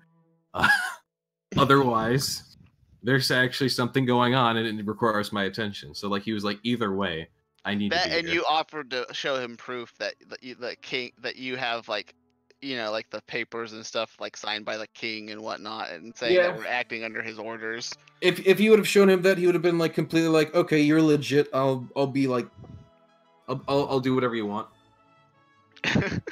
Ford doesn't I completely really forgot that we had that until like the very end of that. You guys basically currently have diplomatic immunity. Risford honestly doesn't really he doesn't really process that.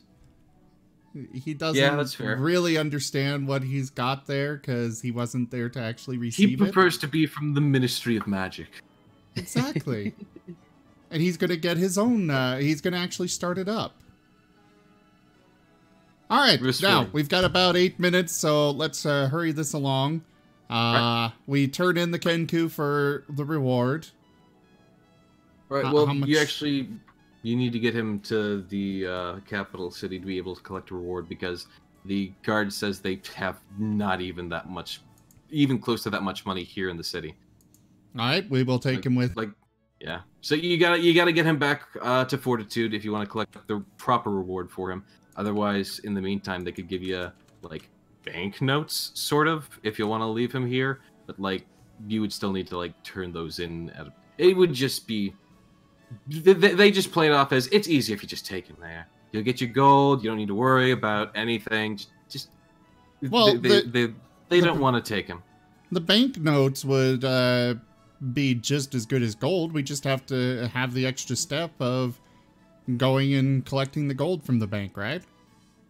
Yeah. And if we take him, there is that chance that he'll be able to escape as well. Well, you're sent by the king. You're probably much better suited to take care of him. All right. We definitely should take the boat, though, back. Yes, you can, get to a river and take your portable boat. Click. On the way back. Rembrandt is gonna tell Variety if he's ready to get on out of here. Moriarty's already running. No, like he's with him. Like he's sprinting down the street, hand on his cap, booking it. He's running with him. Yep. Moriarty and Rembrandt would make it into the city and very promptly escape via means of either boat, literally jumping over the wall, something of the sort. They're out of there though.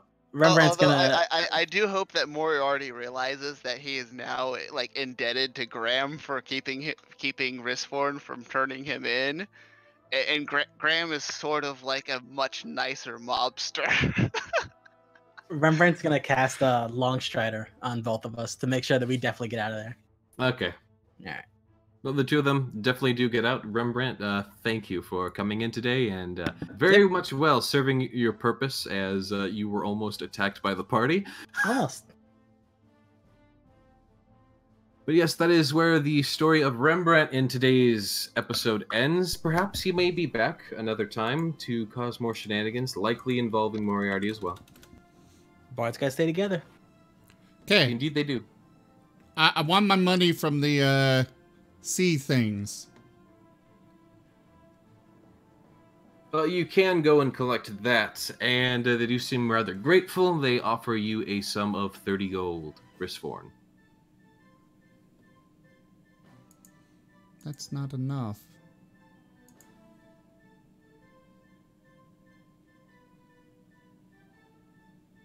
I mean,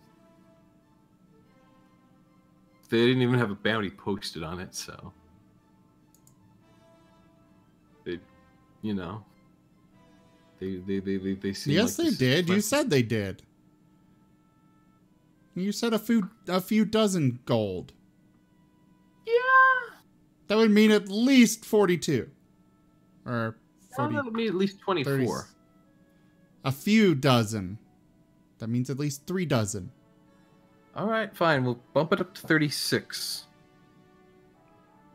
But only because I'm a bad DM. Element, I just noticed in the party sheet, you need to put in your coins as CP, SP, PP for platinum, GP, etc. in caps, not written out like you have them. That now that Moriarty has been freed, you can expect to hear a lot more songs from him, as you have not been hearing songs from him previously. Was that the reason why? That was literally the reason why, because he was gagged and tied up and being dragged around by various individuals, actually. Risforn wants to get his books.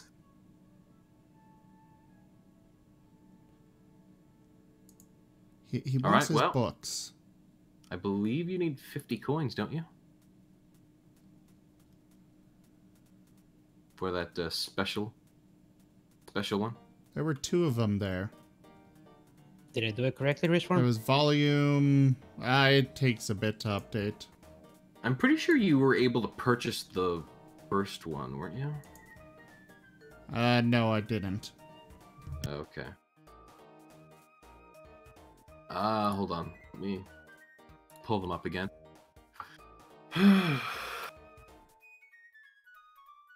It was... Also, I've got a fine scroll in my inventory that needs identified, please.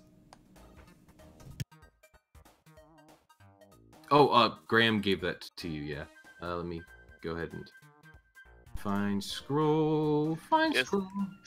Since Graham learned the protection from good and evil spell, he is now literally given Ristforn all the scrolls he found. Oh, that's not it then. In that mansion.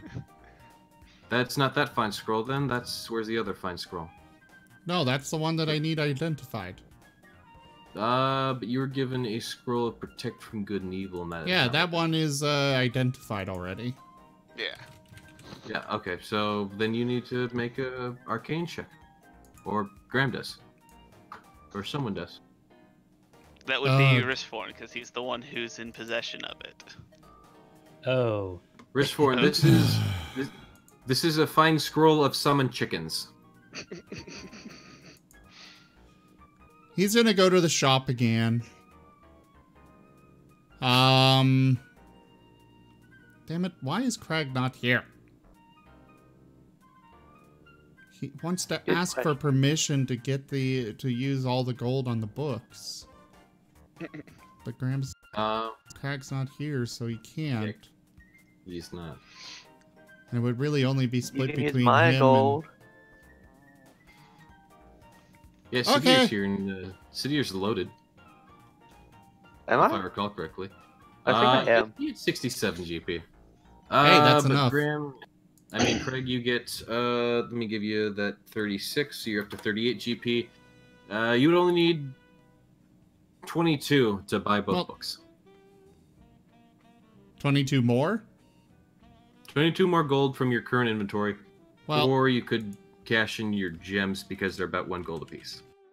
Well, I mean, if Sidier's offering the gold, then Ristforn can pay you back. Sidier, just to warn you, you're giving him gold so that he can collect books, so that he can teach Craig magic. I'm okay with this. Okay. All right, if you're okay with that. Ristforn will I've done worse things. Ristforn will give 18 gold from the bounty on the sea things. Wait, what? Craig did about half the work. Ristforn about half the work, so, you know, Craig deserves half the reward. Well, then you're going to need 30 gold from Sidier, which Sidier, you already reduced your gold, didn't you? Yep. Yeah, I hope so. Can you put your gold back so I... It was at 67. Okay, 67. Here, if you mind, I'll take 60. You kind of seem distracted lately anyways and aren't spending it, so I will pay you back. I'm okay with this. Cool. Considering we've gone for another 7 weeks. But we are taking a 2 weeks break after this. Yeah, so you'll only really be gone for 2 weeks. All right, so 50 gold for the collector's edition one, and was it 10 for the other? Yes, so 60 gold. Okay. In total. Which so puts you right back down to 20. Perfect. Okay, so let me remind myself as to which those were. It was volume 1, or volume 2, and volume 4. Sorry, what? It was volume 2 and 4. Right, I know one of them was divination. Yes. No, one of them should have been illusion. One of them was divination. I don't remember what the other was. So maybe it was divination and illusion.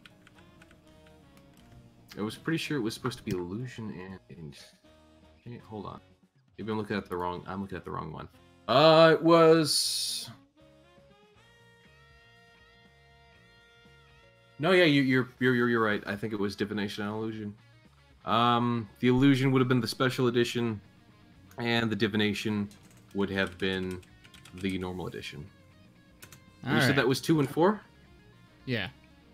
So you have 1, 2, I've got 1 through 4. Yeah.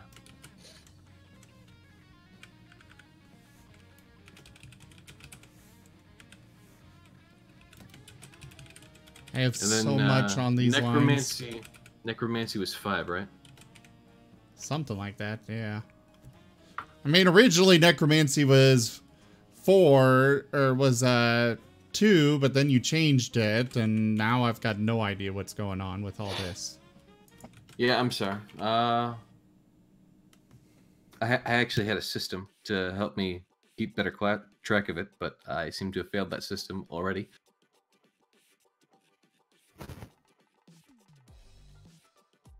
Oh well. All right. Risforn is satisfied because he got his books, and yeah. All right, and the party. What is the party? Well, at this point, we should end. Ending. So, you all get to stay the night at the inn. The inn makes accommodations to properly keep the Kenku sort of held up. A few of the Kenkus, move to talk to him in private. Generally, it sounds like scolding. But it's family issues, so that's mainly kept private. Otherwise, you're left to nicely sleep the night away in free accommodations, as you tend to get quite a bit. Of course, you are heroes, so it is rather nice. Also, give us a long rest, please. Certainly. Let me get the combat tracker up. I was starting to close things. Cool. I recovered all my charges on my wand. Rest. Long rest. There you guys go. Yay! And Graham and Risford are no longer frenemies. Well, now they're no, just we're no awkward longer. acquaintances. We're no longer enemies. Now we're closer to frenemies. My presence was enough to solve this. Yes, it was. Well, you weren't involved. She was. I would say Risford and Graham are like awkward acquaintances right now. She was arm wrestling, folks. She was doing a great job. She was arm wrestling them so good. It was just so inspiring. All right, everyone. Thank you all so much for joining us for this week of Tales of Miraleth Dungeons and Dragons. Unfortunately, next Wednesday, I have to go attend a CPR first aid class for work, so I will not be here next Wednesday. We won't be streaming, and the following Wednesday, the DM can't make it, so it is going to be 2 weeks before Tales of Miraleth returns. Thank you to my patrons, donators, and subscribers. Because of you guys, I am able to continue bringing you this content. Do check out our website, zgfgaming.com, where we've got links to our Discord, Telegram, Twitter, as well as all of our merchandise. It's very high quality. Everybody that's gotten some has absolutely loved it. So check it out. Do consider grabbing some. Enjoy. And I will be back tomorrow with Borderlands 3, followed by RimWorld. Thanks, and I bid you all a very fond adieu. Have a good night, everyone.